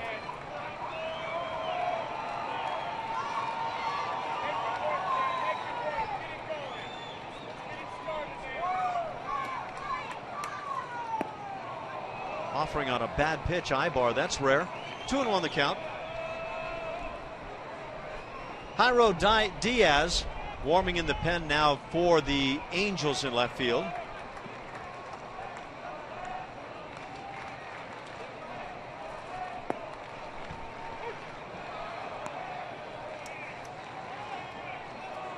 Two and 2 the count. Pitch is popped up. Is it playable? Guzman to the railing and comes up shy. And that ball could have been played. A little unfamiliarity there for Guzman. A little timid going over towards those stands right there. Yeah, you'd hate to see a play like that change things now for Keuchel. 3-2. Yeah, that third out was presented, and Keuchel with another 3-ball count to deal with. Catcher Chris Iannetta waits on deck. And down on strikes. So Ibar becomes the 4th strikeout victim on the afternoon. Keuchel continues to roll as he's gone through 5 without a base runner.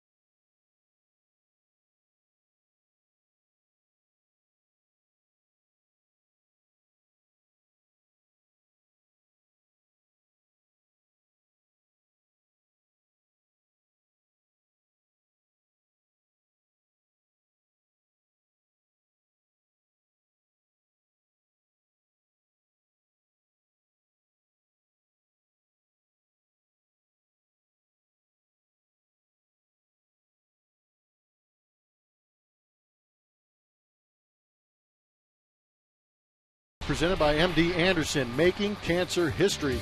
With a 12-2 pounding of the Phillies at the Astrodome in Houston, Houston establishes a club record with a 12-game winning streak.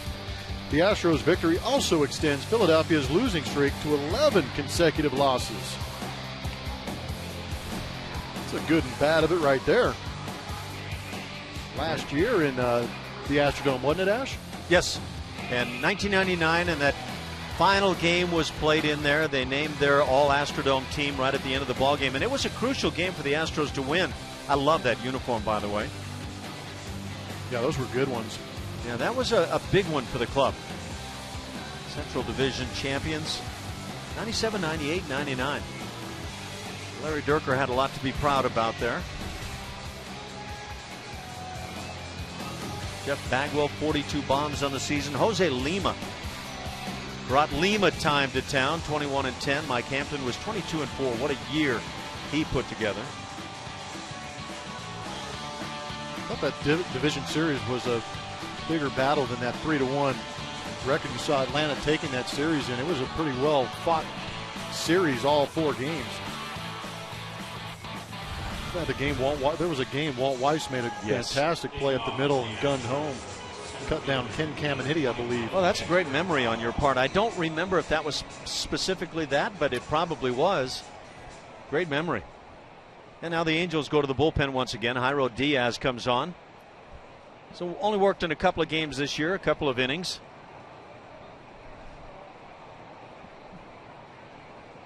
Well, he tossed a perfect inning in last night's game. Mike Scioscia is going to get to know all of his players before the season's out. And he's got a bunch of them. Dexter Fowler leads off and just crushes one down the line. Dexter swinging it well. He's digging for 2. The throw from Calhoun, and it's a double for Fowler. Well, that's challenging a guy that can really throw from right field. Dexter with his second 2-bagger on the afternoon. Designated hitter, number 23, Chris Carter. Good for Dexter. He was quick out of the box. We already talked about how well he can turn the bags. Takes a great route. Gets around first base. Calhoun did a good job, and that throw was on the money, too.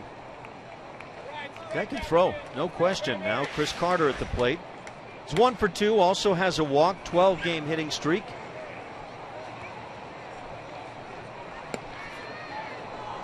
It's kind of a big story, no doubt, about the ball club number 1 for the Astros. So much better than a year ago. But then you've got your other stories with Jose Altuve and Chris Carter and Dallas Keuchel. Some really good stuff going on. Carter takes a strike. Did you mention Colin McEwen there? Colin McEwen, that's another great story. You're right. And I'm sure you can go beyond that, but those are some guys that have really put it together this year. It's one guy, you know, in the dining area where we eat, we see a lot of the scouts, and that's Colin McEwen is the one guy that I keep hearing about from a lot of scouts. Yeah. A lot of good reason to like him. People want to know when George Springer is going to play again, and now he was the guy that became the story, and now he's been missing in action for so long, but a guy that could take this team and vault them way forward next year. Ground ball to third, a big hop for Freese. He'll check the runner and just kind of lob one across the diamond for out number 1. Right fielder, number 6, Jake Marisnik. With 1 out, it brings up Marisnik, who's 1 for 2. Was caught stealing back in the 2nd inning. Looked like it might thwart an inning for the Astros, but a 2-out home run with a couple of runners aboard by Petit put the Astros on top 3-0. 2 more coming in the 5th inning. 2-out, 2-run single by Robbie Grossman.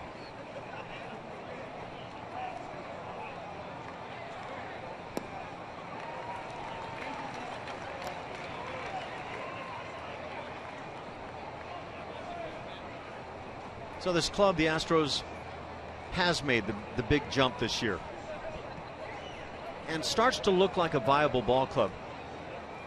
Is it going to be a challenge next year to continue that big step forward? It's a challenge every year, but I think that they're in good position to continue moving forward.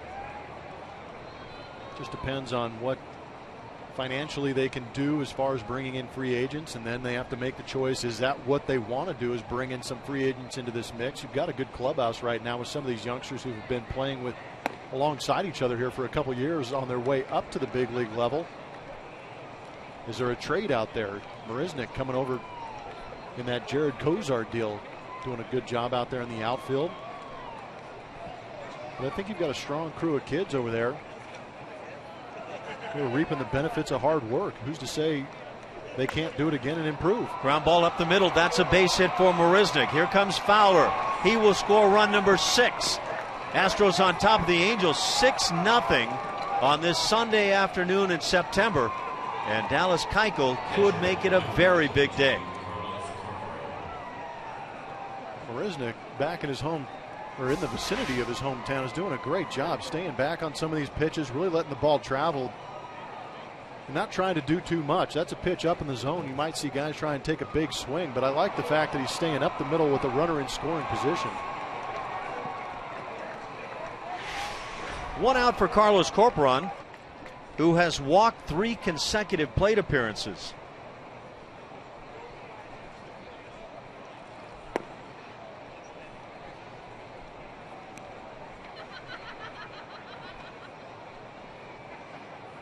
Double play depth in the infield. They don't have to shallow up a whole lot on Carlos.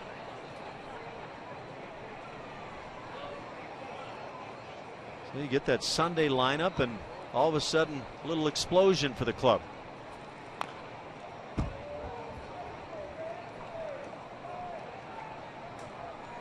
Hector Santiago not good as a starter today for the Angels, but big swings. It's kind of been big swings day for the club, along with what Dallas Keuchel has done to this point.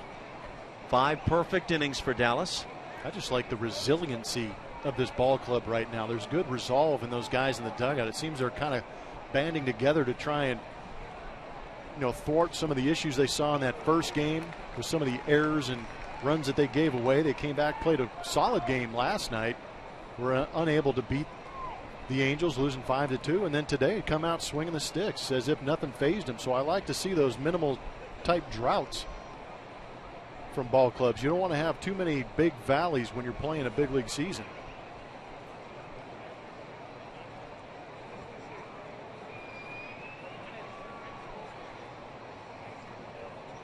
Runner goes. The pitch is a strike. The throw down high, and a stolen base for Marisnick.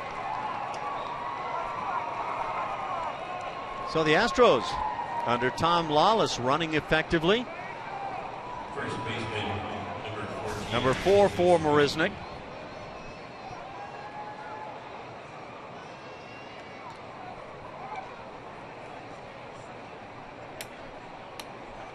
Corporon down on strikes, 2 down. It brings up Guzman.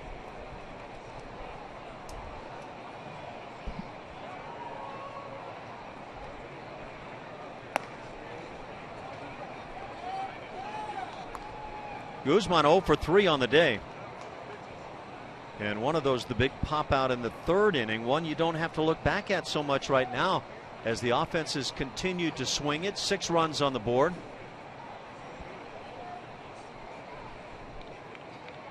Strikeout of Corporon, number 7 on the day for the Astros hitters. 2-0 the count.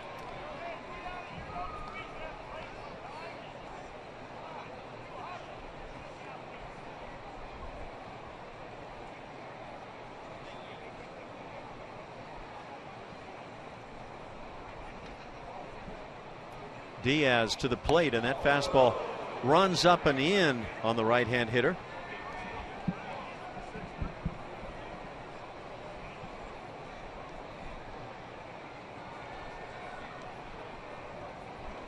Wade LeBlanc loosening for the Angels, left-hander.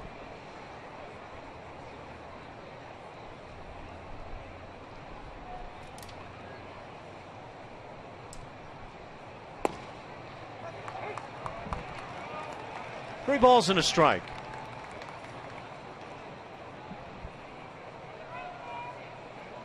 The Astros have now piled up 10 hits on the afternoon. Matt Dominguez waits on deck.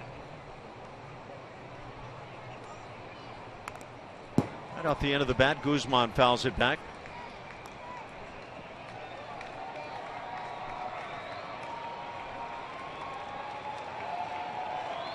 Got a number of finals in today. The White Sox hosted the Twins. Twins win it 6-4. Boston Red Sox down KC 8-4 in Kansas City. That's a big one for the Royals and their fans as they take it on the chin.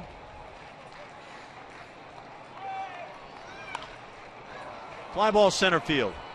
Should be easy for Trout if he can see it in the sun there and creates an angle so he can do so. That'll do it for Houston. But they get another big run as they lead it 6-0.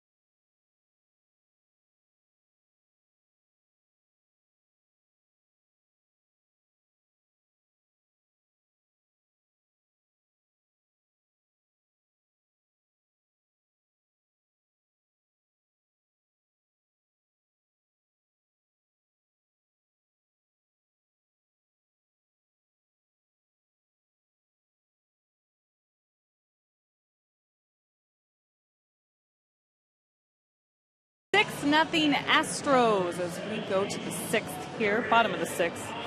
And 200, a big number for Jose Altuve with his 200 hit season, but 200 is also a big number for the guy on the mound, Dallas Keuchel. It was one of his goals coming in, and that is a big milestone for any starting pitcher. Strome said that he wants him to finish the season injury-free so he could get to that 200 mark that is so special to a starting pitcher. He said that's more important than wins or losses, if you ask me. And also said that this means that when you get to that point, it means that the team has a lot of confidence in you and the manager has a lot of confidence in you and what you're doing out there. Should be a lot of confidence in Dallas Keuchel as he works now to his first hitter in the 6th inning. Chris Iannetta, the catcher. He is the 7th hitter for the Angels. The Angels are yet to have a base runner this afternoon through 5 innings. Iannetta flied to right field as he led off the 3rd inning. Keuchel with a 1-2 count.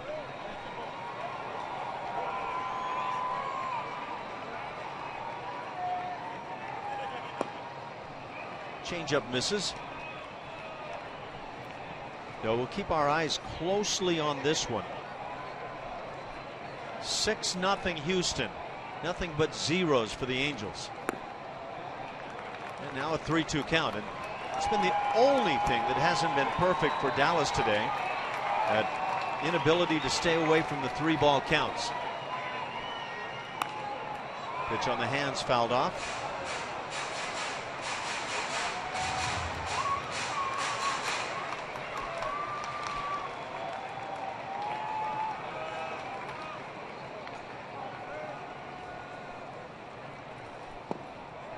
And there's the first base runner for the Angels.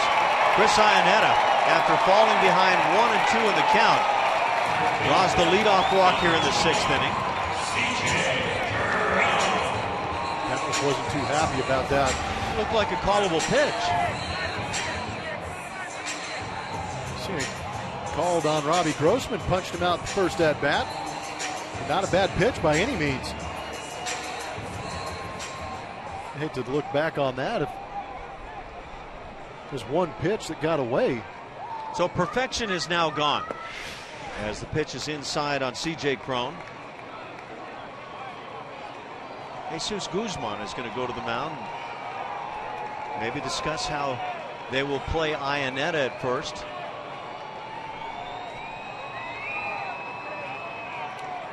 Guzman right there at the bag, so don't see anything unusual. Ground ball hit on the right side. Altuve will get an out at second base. They'll shoot for the double play and get it. 4-6-3 turned by Petit. And that's a big one, as now there are 2 outs and nobody aboard. Left fielder, number 7. Huge double play behind Dallas Keuchel.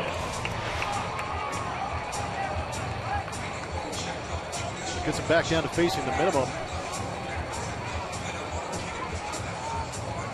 I think what Dallas Keuchel told Jesus Guzman when he came out, he said, don't worry about it. Go back to first. I'm going to get a ground ball right here and get out of this thing. That's what I do.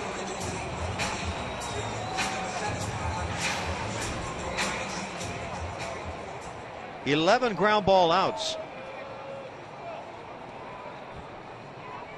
Dallas Keuchel doesn't even really have a close second in that category in the bigs this year. He's also struck out 4 on the afternoon. There has been 1 fly ball out against him, 1 line drive out. Strike called. Colin Cowgill, the 9-hitter and left fielder, has a 1-1 count.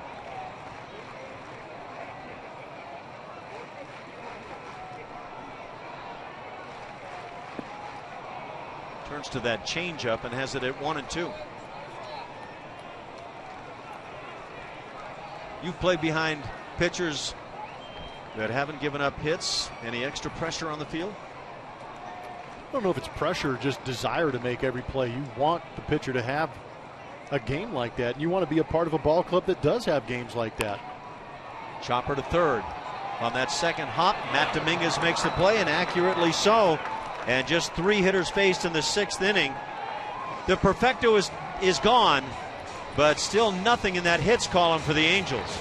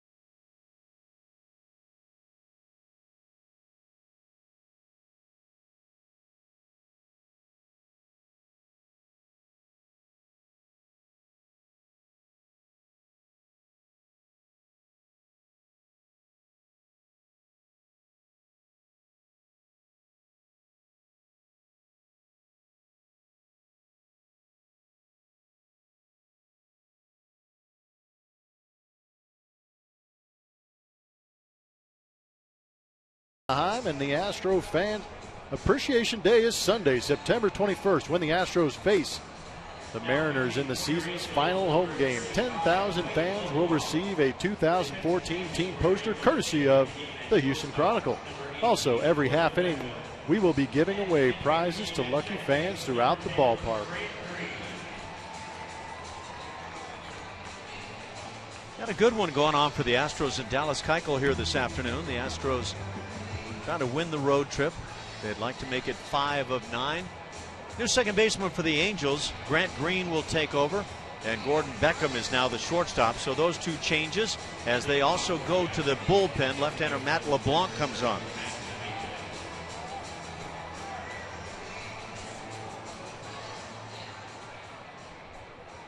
Wade LeBlanc, excuse me.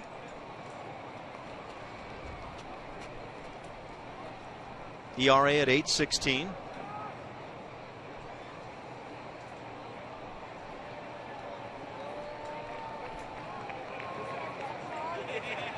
Matt LeBlanc hasn't done any pitching in years now. What do you call it then? Ex-friends? I don't know.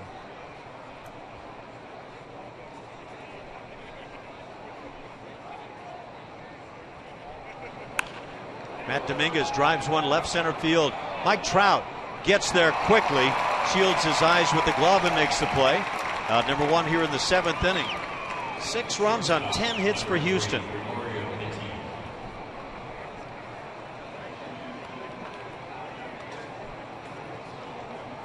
That'll bring up Gregorio Petit, who had the big swing way back in the 2nd inning. 3-run bomb made it 3-0 Houston. That came with 2 outs.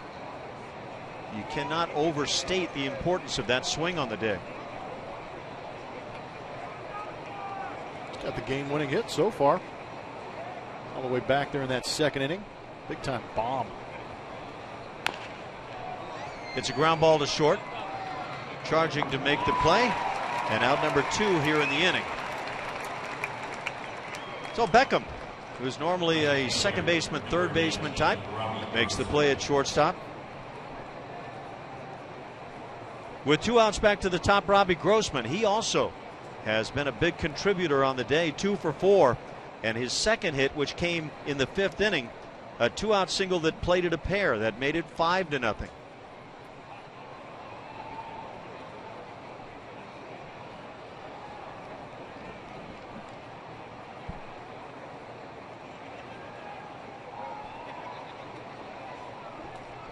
With the 2 hits, Robbie hitting .224. LeBlanc in with the strike.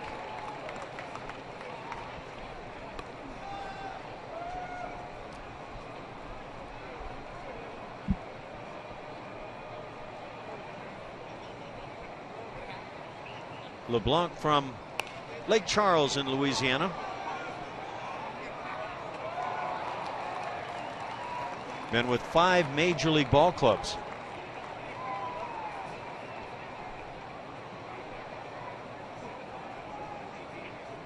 LeBlanc 20-33 lifetime in the bigs. The focus on this storyline here on the afternoon has become more and more now on Dallas Keuchel. The Angels have had 1 base runner, but Keuchel has faced the minimum through 6 innings after walking a man leading off the 6th.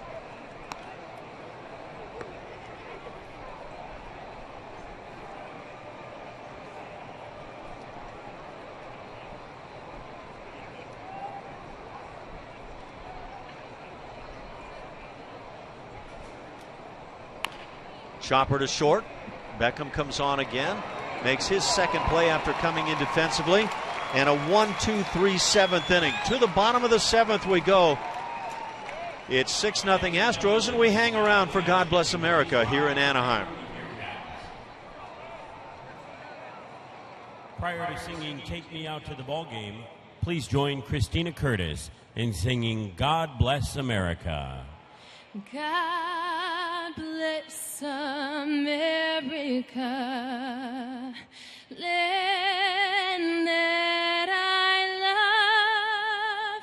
Stand beside her and guide her through the night with the light from above, from the mountains to the prairies, to the oceans wide with foam. God bless America, my home sweet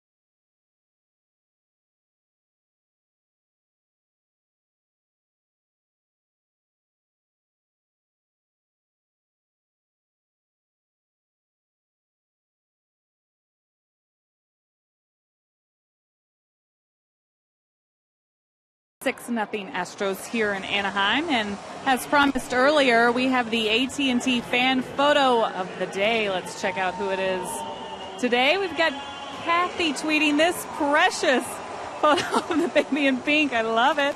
Remember to tweet your photos using hashtag CSNH fan photo for a chance to have it shown in an upcoming broadcast brought to you by AT&T. Chatting with Tom Lawless today, who I'm sure is enjoying the view from his spot watching Dallas Keuchel go to work, who he's known for years, but he is very happy to be here, as you can imagine, and he said he's having a blast as the team has played well since he's been with the team since early September. But as far as surprises, guys, he said nothing really is surprising about the way guys go about their business and how hard they work at this level. He's enjoyed all the calls and text messages, though, as from former players that he's had and people that he's touched throughout the years. Thanks, Julia.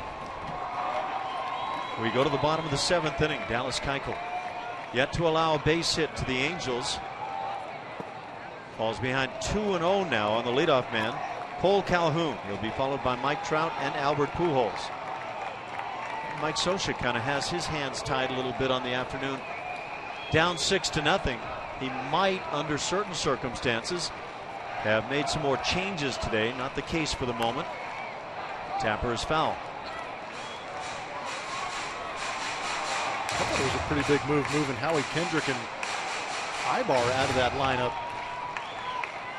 Yeah, those were certainly big moves in terms of the hitters. I was wondering about Mike Trout and staying on in center field, but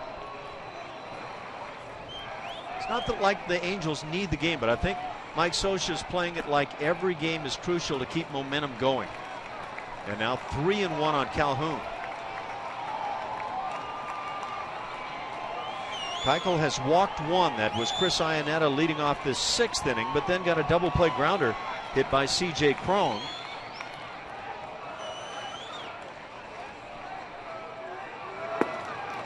And now a 3-2 count. So predictably, Calhoun gets that count all the way, 3-2.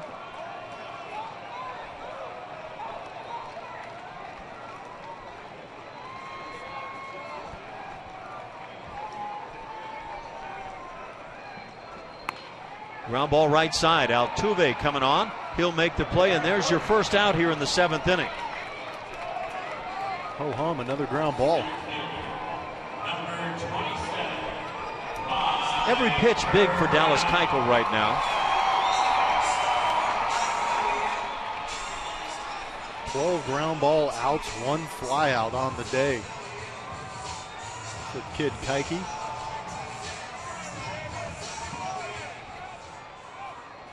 .95 pitches for Dallas. So you're in the 7th inning.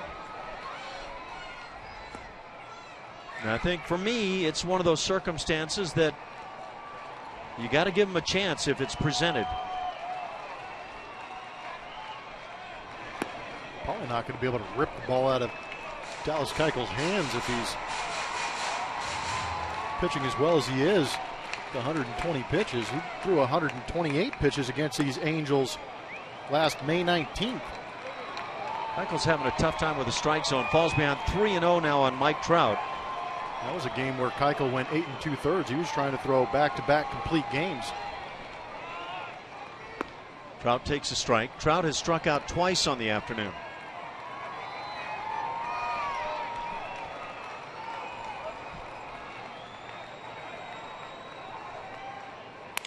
On the hands, fly ball looping in left center, and it drops. So Mike Trout breaks it up with 1 out here in the 7th inning. Dallas Keuchel trying for that no-hitter, and it comes up a bit shy, but a great effort by Dallas Keuchel. And now you refocus and try to stay with the shutout in providing the team a chance to win. Mike Trout's the same guy that busted up that possible complete game on a ground ball to Altuve. But Mike Trout beat out right here in a 3-1 count. Just fights off that fastball inside and dumps it in the left center field. Well, if you're Dallas Keuchel, obviously you hate to see the no-hit bid get away, but you also doubly hate to see it happen on a little fister like this one. Well, Dallas just continues to have the terrific season. And congratulations on the great bid into the 7th inning here. Albert Pujols at the plate. This lineup for the Angels can break loose at any point.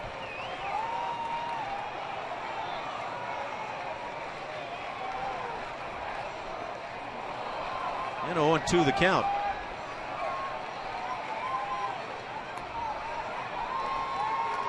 Keuchel got that ground ball for the double play in the 6th inning. Would love to get another right here.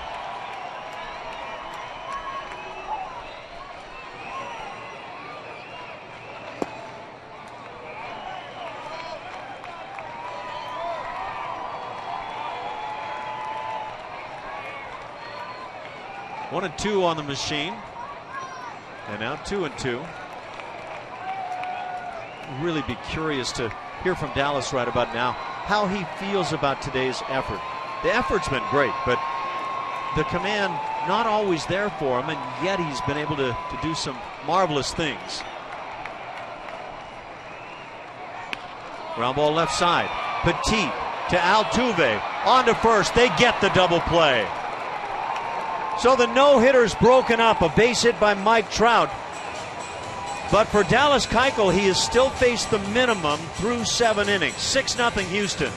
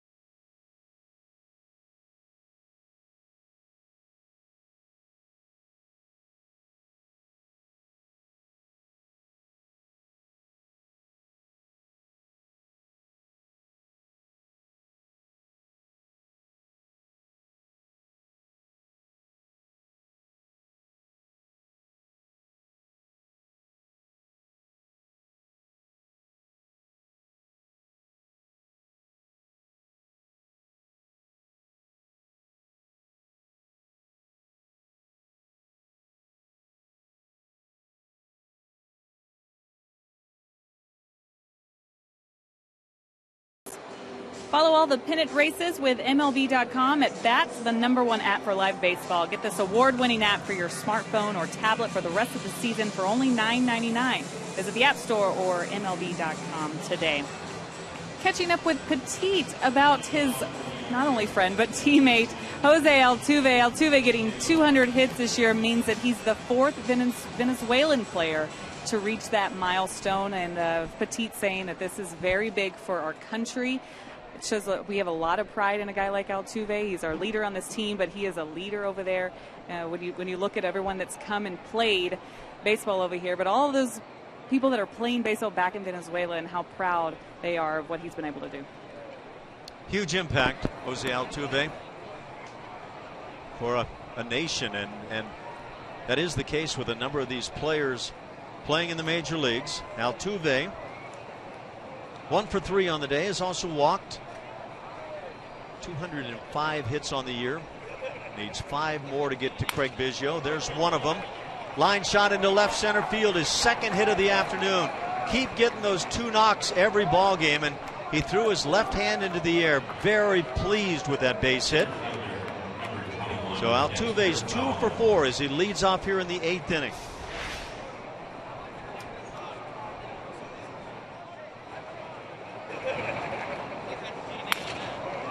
And again, Victor Martinez went 0 for 5 for the Tigers today. So that spread now in the batting race is starting to widen.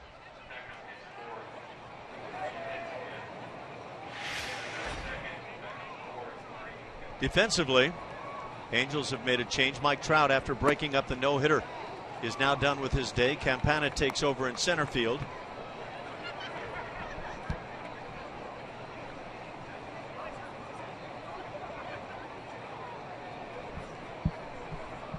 Left-hander Wade LeBlanc on for a second inning.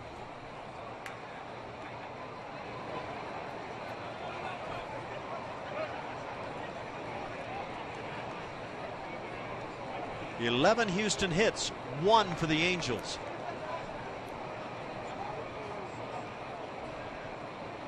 I just get the sense that this is quite a load for Jose. Thrilled with every hit.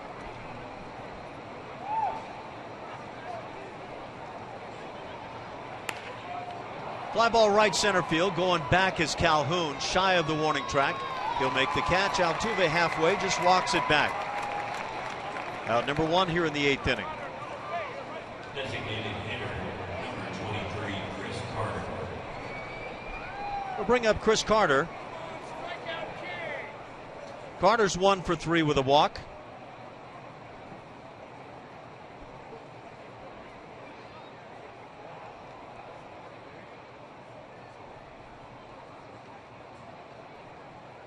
Mentioned earlier, 12-game hitting streak now for Chris. How do you play this now if you're Dallas Keuchel and Tom Lawless? 105 pitches, no hitters gone, 7 innings in the book. Just a normal game now. Go for the win. So might Keuchel be done with his day? We don't see anybody loosening in the pen in left field. Well, he's going for that 200 innings. So I would imagine if things don't get incredibly out of control, he'd let him go out there for at least one more inning.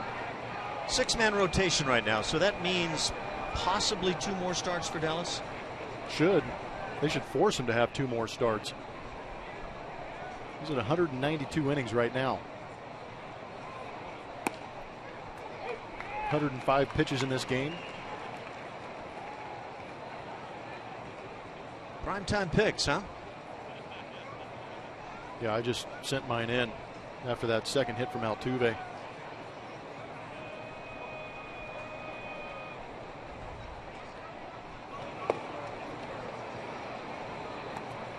Boy, did you take the easy route. He stole Chris Carter early on, so I had to go with Altuve. Oh, I thought you had already picked. He was the second pick. I see. I won't tell Jose, though.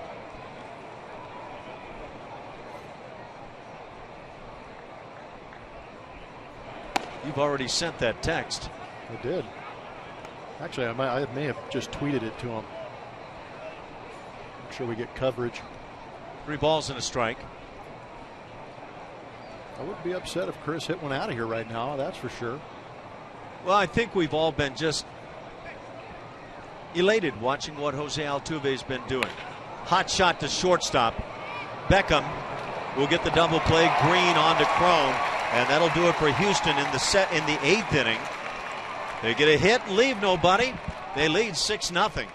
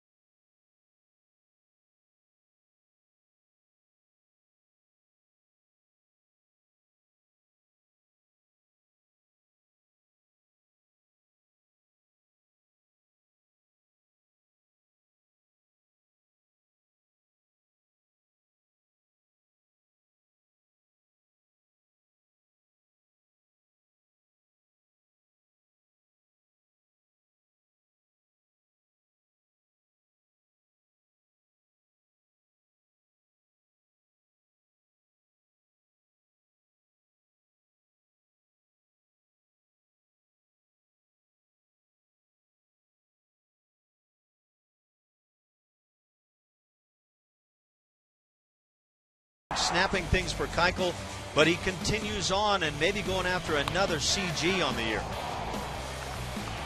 Doing a great job. 7 innings strong so far, 4 punch outs. Doing a great job. Got 2 of those strikeouts of Mike Trout. Working up in the zone, painting that inside corner, using all 3 of his excellent pitches, fastball, slider, changeup. But of course, there haven't been many base runners, but when they have gotten on, he's gotten another 2 ground balls that turned into double plays, allowing him to face the minimum through those 7 innings. 15 ground ball outs recorded by Dallas Keuchel on the afternoon. He works into the 8th inning, 105 pitches. And the first pitch hit in the air, right center field. Long run, Marisnick dives and can't get there. 1 hop up against the wall. And a double to start the inning by Gordon Beckham. Second halo hit on the afternoon. And that's the one approach we haven't seen yet from any of the Angels. Go out there and just ambush that first pitch fastball. That's what Gordon Beckham has done. He came in at shortstop, sitting on that fastball away and drilled it. Great effort by Marisnick. Now here's the deal for Dallas Keuchel, as I see it anyway. Dallas has 5 complete games to lead the American League. The only guy in the major leagues this year with more is Clayton Kershaw. He has 6. Kershaw also has a couple of shutouts. So if Dallas Keuchel were to be able to finish this game, come up with the complete game and the shutout, he would match Clayton Kershaw, today's version of Sandy Koufax. It's good to be left-handed. Jose Veras gets loose in the Astros pen.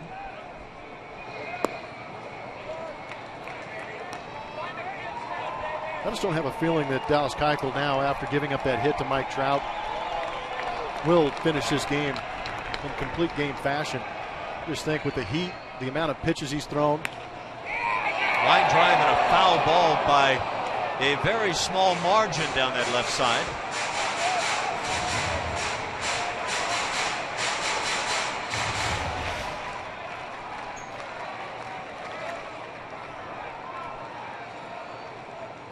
Ball and a strike. David Freese at the plate, 0 for 2 on the day.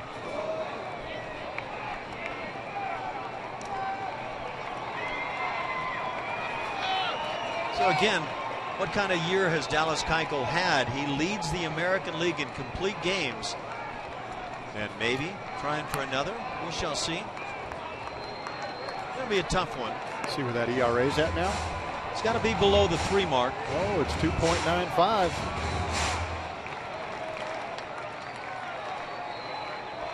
It's another highlight on a great season for Dallas Keuchel. Have we talked about the beard yet? I think you've mentioned that. That thing is great.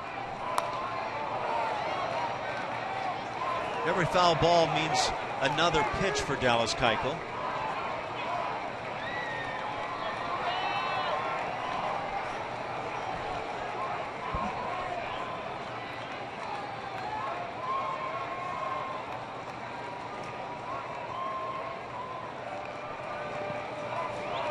And now 3-2. First base is open. But Dallas isn't looking to pitch around anybody at this point. If you're Tom Lawless, this is tough now to try to go to the bullpen within this inning and potentially allow a run to come in.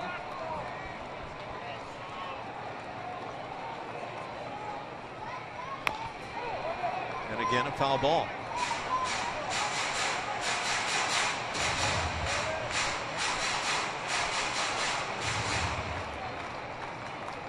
I know if I'm managing, I would feel quite reluctant to bring somebody else in to give up one of Dallas's runs. But a tough choice. A positive outlook on things, Ash. There's a base hit. That's going to score a run. And the Angels get on the board. Back-to-back hits here in the 8th inning. 6-1 Astros lead, and that could do it for Dallas.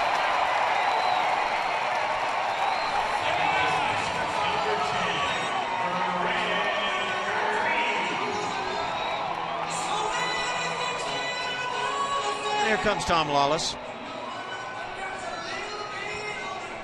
So some big matters out of the way now. Now it's about picking up the W. No doubt Dallas Keuchel frustrated with himself, but great outing this afternoon. He's in a position to win it, and that's always the key for any starting pitcher. Tom Lawless gets the baseball.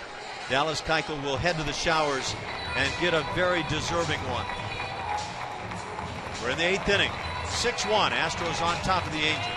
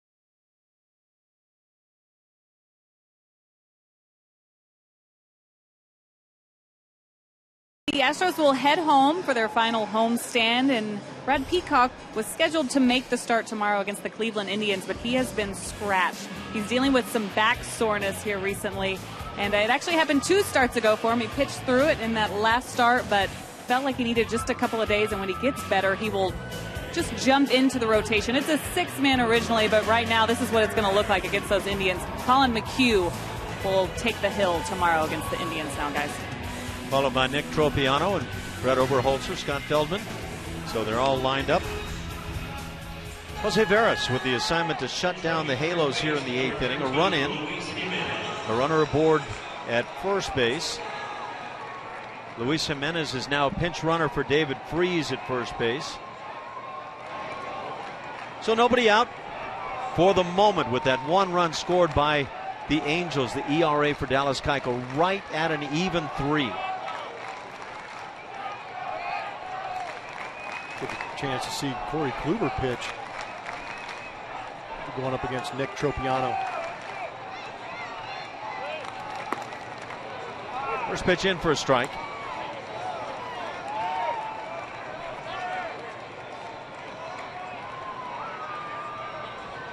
So it's Beckham, who didn't start the game, who gets this 8th inning started with the double and scores the only run of the game for LA.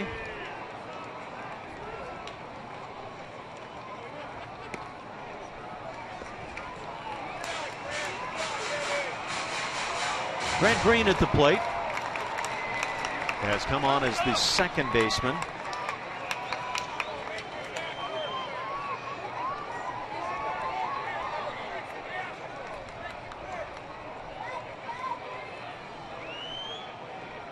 The Astros have turned a pair of double plays this afternoon.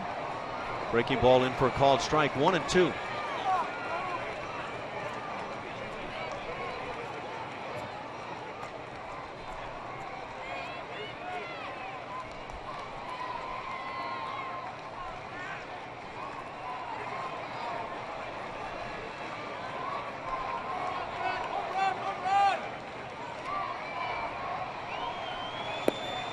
Waving through it is Green.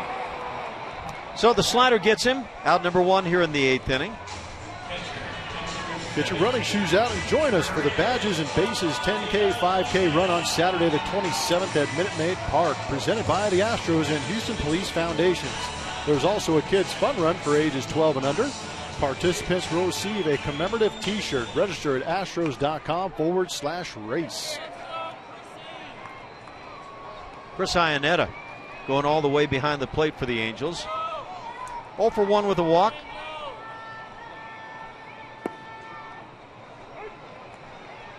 Oh, and 1 the count. Iannetta was aboard when C.J. Cron grounded into a double play in the 6th inning.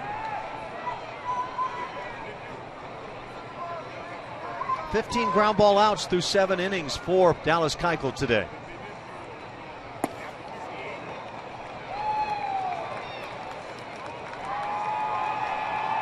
It's been a hot one. Most of the fans down the left field side now sitting back in the shade. A few still in the sunlight. Down the right field side, a lot more still soaking in the sun rays.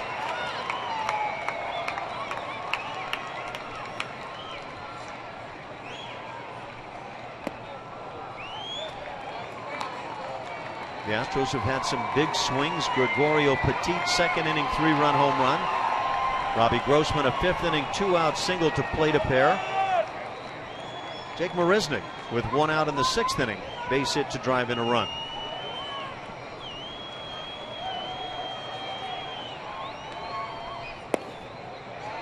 Three and 1 the count.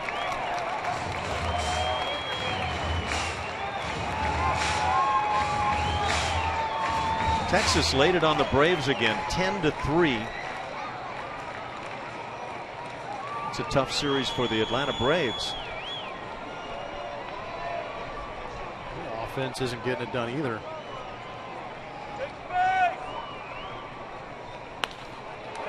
Popped up to the right of the plate. Carlos Corporon has it sized up, and he'll make the catch. 2nd out here in the 8th inning.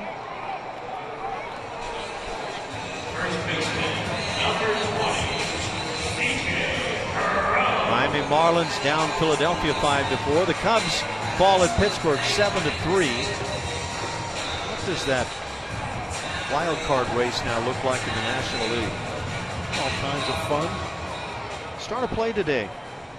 Giants and Pirates. We're in safe territory. Milwaukee, Atlanta, and the Mets right behind. So the Pirates come up with a big win over the Cubbies. C.J. Cron takes a strike. Minnesota wins at the White Sox 6-4. The Red Sox make life tough on Kansas City. 8-4 final as the Red Sox win it. Kansas City started the day along with Oakland in a safe spot for the wild card bids in the American League. In the National League, that's what it looks like at the moment. The Giants up by 3.5. Then the Pirates, Brewers, Braves. And again, the Braves have just taken it on the chin at the hands of the Texas Rangers, who have not been good at all, obviously.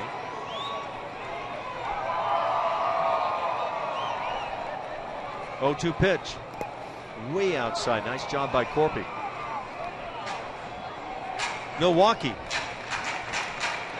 holds serve as they win 9-2 over visiting Cincinnati.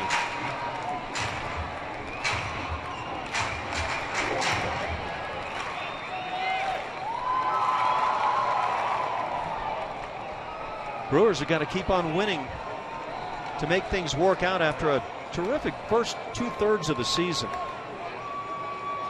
St. Louis Cardinals, they have made their run. They beat the Rockies 4-1. Strike called at the knees. Caught looking is Cron, and that'll do it. So Veras comes on and does not yield anything else. 1 earned run against Dallas Keuchel on the afternoon. 6-1 Houston.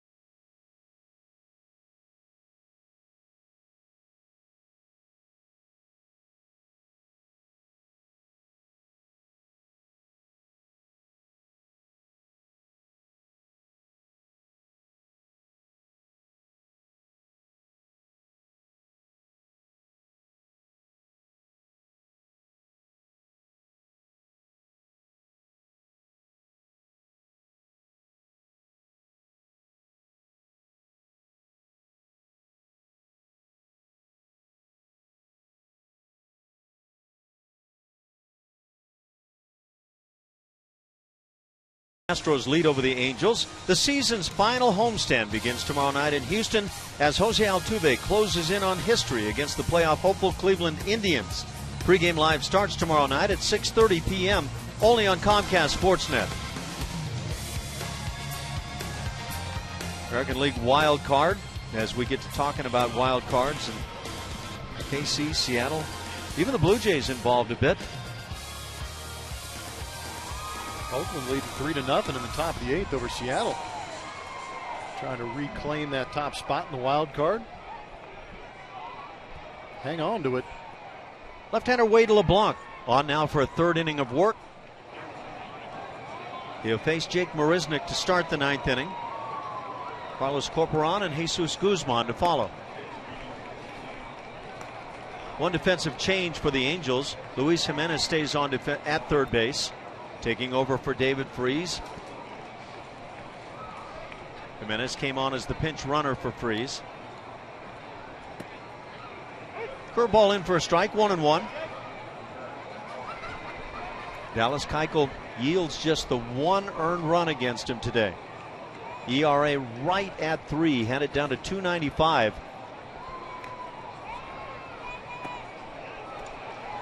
Marisnick just waves through it. 1-2 the count. 114 pitches on the afternoon for Dallas. Got to give Vera some credit. Coming in and getting out of that inning, leaving the runner on base. 2 punch outs.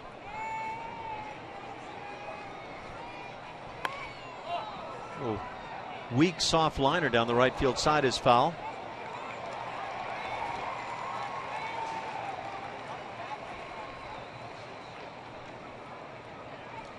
Jake Marisnick leading off the 9th inning.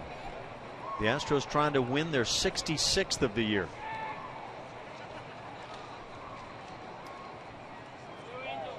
Team that won 51 a year ago.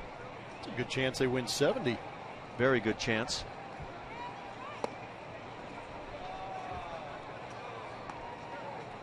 Got a young man with a nice catch down the right field side. A couple of skips. Reach out and snag that thing. Hopefully he called it. He's wearing the old halo cap. Pop fly down the right field side. Going to be a tough play. And it'll drop right between Crone and Green. No play on the ruling. That kid would have had it. Even without calling it. He'd have been calling it big time. That is a sweet lid. We played a game here, I think, last year when they did the throwbacks with those uniforms and had the hats with the halo stitched on top. Nolan once wore that one proudly. Probably threw a no-hitter in it, too. Very likely. 7 no-hitters on his career. I don't see anybody ever coming close. Incredible stuff. That and his strikeout numbers. Guys don't pitch every 4th day. Guys don't throw 150-plus innings or pitches in a ball game. I think his numbers are intact.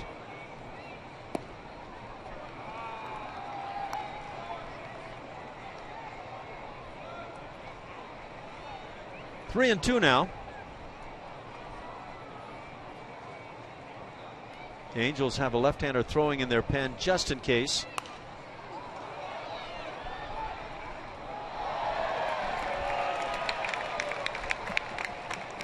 Joe Thatcher is that lefty.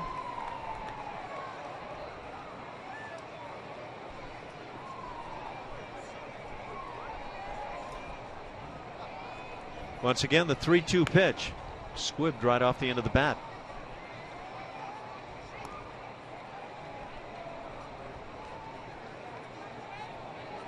Final 2 weeks, Blummer, coming up. Any reason for Tom Lawless to do anything different other than go out with the lineup that you think gives you the best chance to win? Well, he talked about playing some of these contenders with the frontline guys that the Astros have. Line shot base hit from Marisnick. Oh, nice job with the bat for Marisnick. His 3rd hit of the afternoon, 3 for 4 with a walk. But in that same sentence, he also mentioned the fact that he is going to give some guys the opportunity. This is an open audition for Tom Lawless as a manager, but it's also an open audition for a lot of those guys on the roster to come in here and show what they can do. Who knows? Tom Lawless may turn into the manager, so they're trying to impress him, but at the same time, there's front office staff you got to impress too. But hopefully that guy right there gives them the opportunity and they take advantage of it. I think that last road trip of the year might be that time where you start seeing some lineups being shifted around a little bit and you start seeing some names mixed in. At Texas, at New York with the Mets. It's going to be 6 games right there for guys to go out there and try and get some ABs.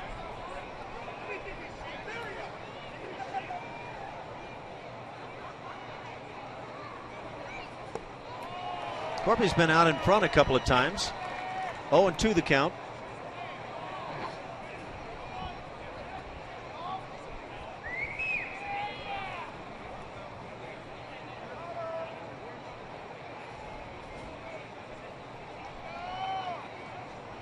Despite Keuchel not allowing many base runners on the day, a game that is now crossing the 3-hour threshold. Corp run down on strikes. So he struck out a couple of times today after walking his first 3 plate appearances. That's out number 1, brings up Jesus Guzman.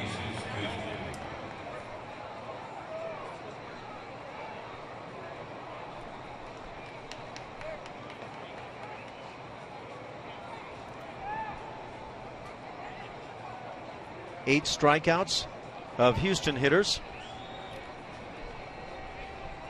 Guzman still looking for a knock. He's 0 for 4 on the day.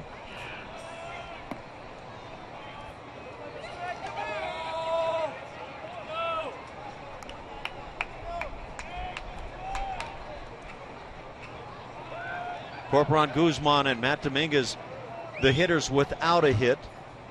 Not getting that invite to the party yet.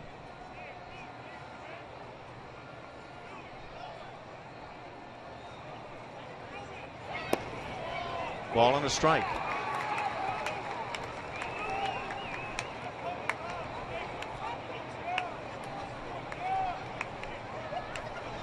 I wonder if on the final day of the season this year we're still going to see all this taking style go on, or if it changes.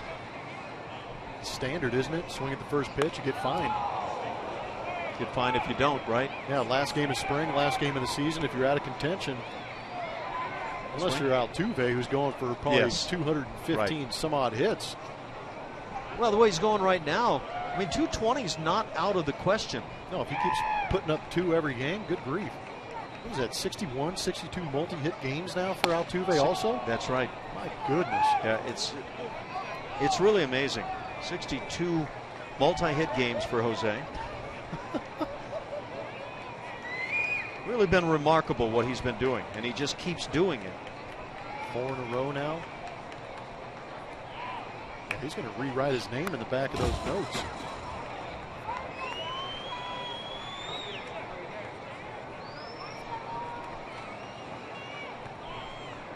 Chris Carter is second on the club with 29 multi-hit games.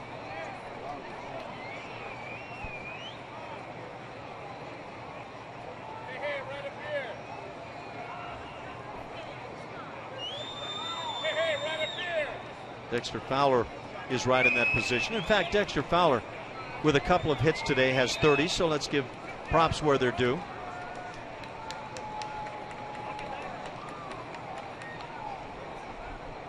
Two and 2 the count.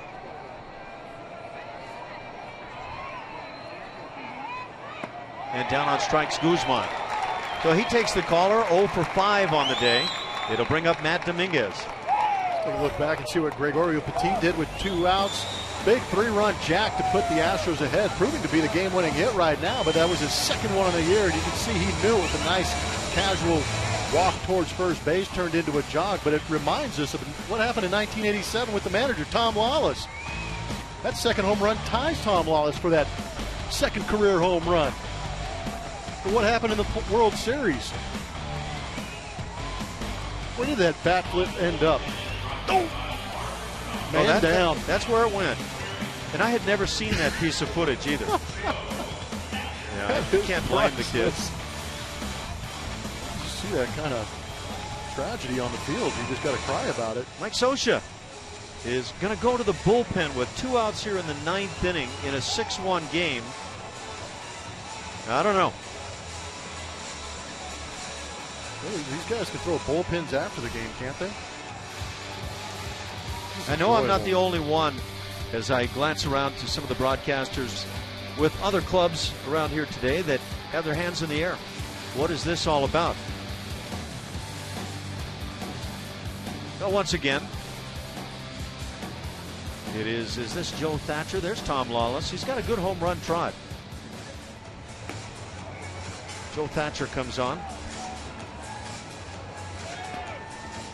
You face the right-handed bat of Matt Dominguez, so you can't make any logic about Socia trying to figure out how Thatcher might factor in the postseason against left-handed bats. So we'll just go with it. Does he have an incentive clause in there somewhere where if he throws a third of an inning in September, what is today, 14th, he gets a couple bucks? I thought you were talking about Mike Socia, an incentive clause for if he brings in X number of pitchers on the year. No, I don't think Socia's an NFL fan. Oh, there it is. Yeah, okay. He wants to keep these guys from going in and watching some more football, so he's just going to drag this thing out as long as he can. Pick your own particular spin. I mean, we could make up all kinds of stuff, couldn't we? But there will be a number of people that will watch this sort of move in a September ball game, in any ball game, and wonder what's this all about. Only Mike Socia knows. Well, Thatcher's been on the disabled list. He was activated prior to Friday night's game. He missed 37 games, so probably just getting some game action. But like you said, it's only a third of an inning. Yeah. If he does get through this. Well, here's the deal for me. The way Socia's been using the bullpen, there's always tomorrow would be my comment. There is always tomorrow. What happened in the fourth or fifth inning? Why couldn't he have done that? Yep. So here we go. Joe Thatcher on the hill. He'll face Matt Dominguez. 6 runs, 12 hits for Houston. A run on 3 hits for the Angels. Dallas Keuchel's show arrived once again today. He actually had shooting a portion of an episode of The Big Bang Theory just before game time today.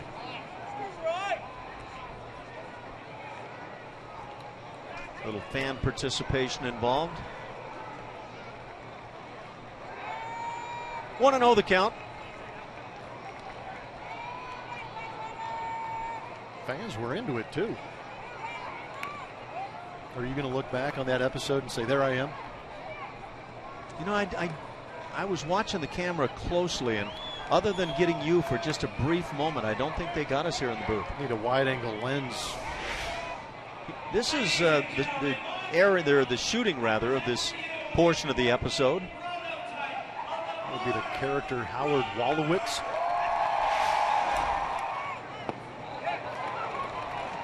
One and two the count. Howard has had himself a machine out there that was going to throw out the first pitch. A Martian Land Rover sort of thing. And yeah, I think it was that Mars rover that went up in space, but it didn't go as well as I think he had hoped. Yeah, I think it rolled in toward the plate at about 1/100th of a mile per hour. Tapper's foul. It's 1 and 2 still on Matt. The crowd got a little testy with it as well.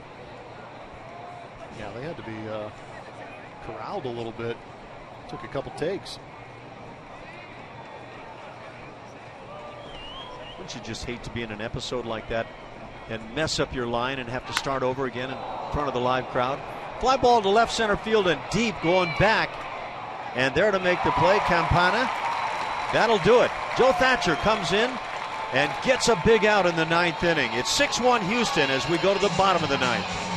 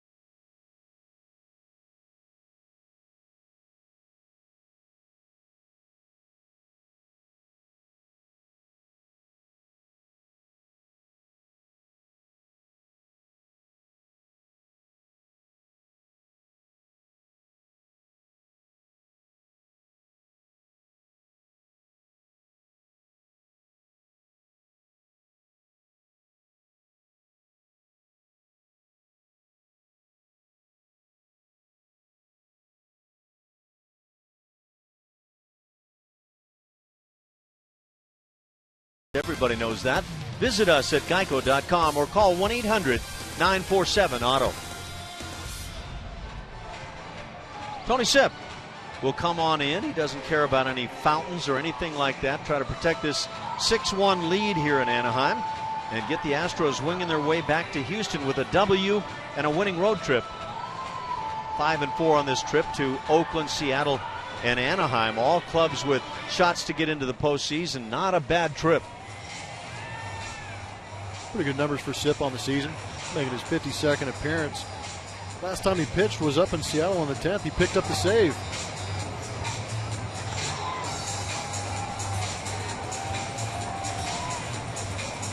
.335 that ERA.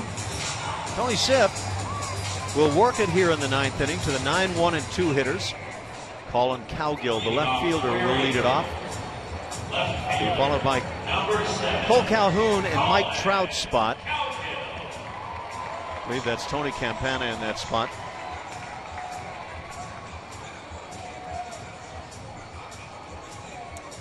So we go to the bottom of the 9th.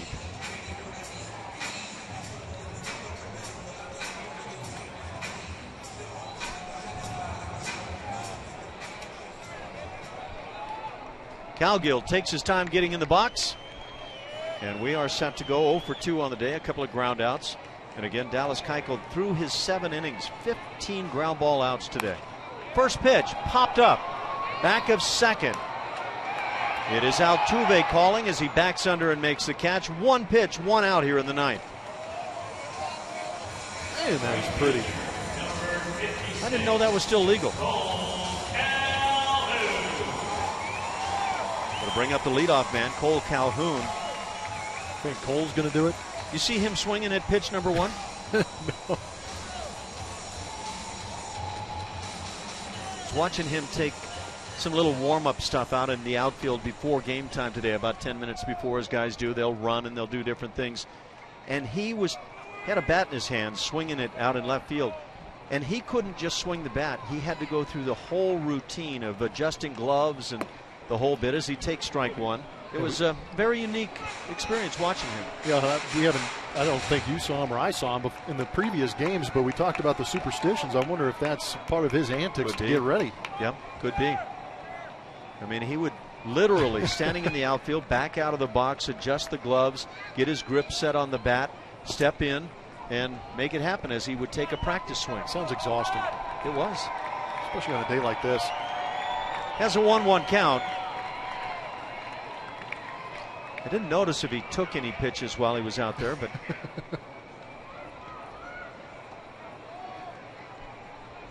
Tony Sipp trying to shut it down. Not a save situation. A little half swing going through is Calhoun. Calhoun with an 0 for 3 day. Hitting .283. He's done a really good job for the Angels in all seriousness and plays a fine right field.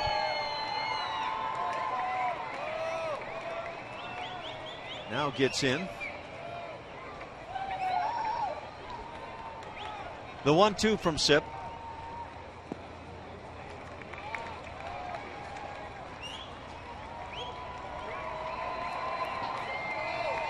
Dallas Keuchel, 7 innings, 3 hits.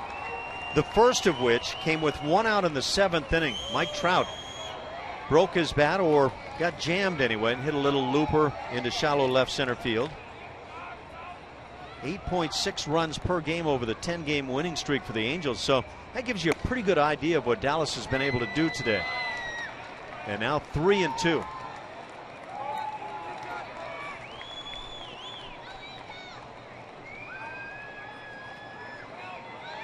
Angels have a pinch hitter, O'Malley, waiting on deck.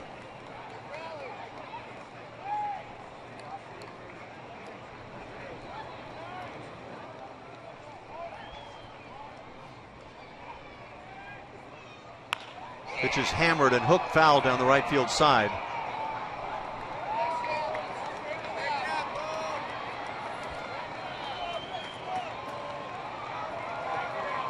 Calhoun taking a stroll down the first base side.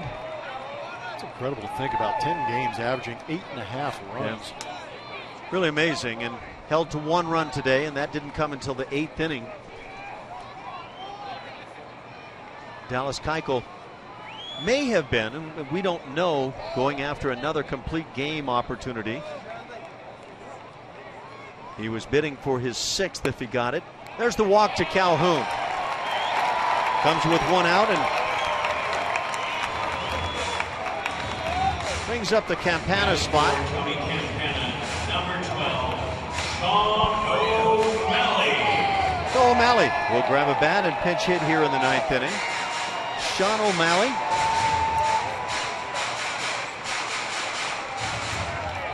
It's these games right here is why they don't put games played incentives in any contracts these days. It's really changed, hasn't it? Oh, goodness. How about Tony Campana? Throw me a bone. Give me an at-bat. He just gets to go out and play some center field and then have O'Malley pinch hit for him. Well, as you watch Mike Scioscia manage, clearly he's going to get as many guys in as he can. To the tune of, with 2 outs in the top of the 9th inning and a man aboard, changing his pitcher without a lefty-righty kind of a matchup. O'Malley swings. It's 0-2.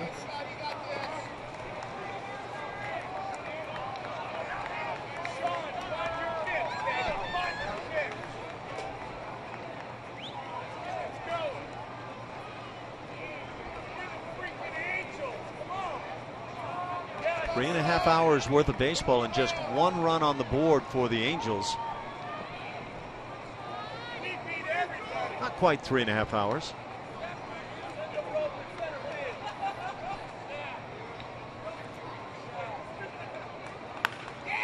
It's drilled foul left side, and watch your lips down there in the seats. Coming in hot.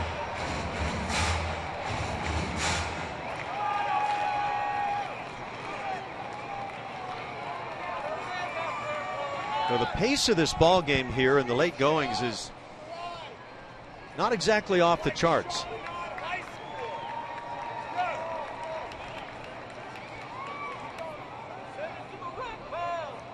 Sepp gets his sign. 1-2 the count.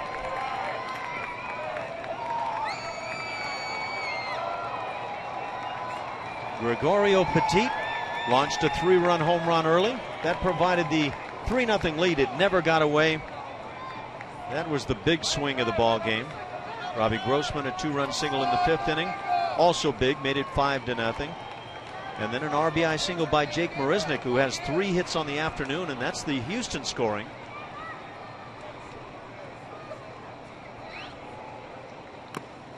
Down on strikes, O'Malley. Foul tip held on to by Corpy. And now 2 outs on the board.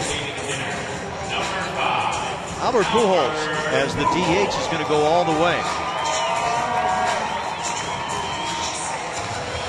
They're inching closer towards Tony Sipp getting back on the mound with 2 outs. He now gets on the hill.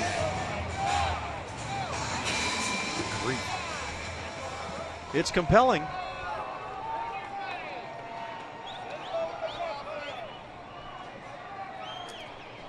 So 2 outs for Pujols. He has an 0 for 3 going. Runner goes from first base as Albert gets a big hack and fouls it back. With the 0 for 3 day, Pujols hitting .274.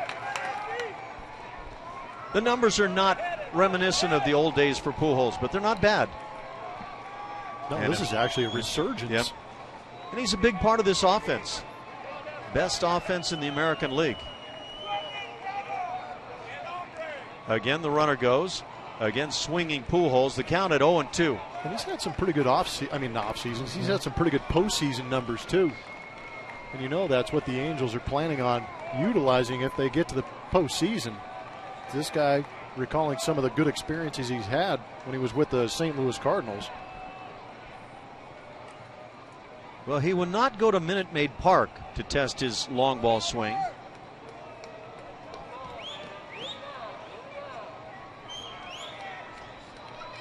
Oh, 0-2 the count.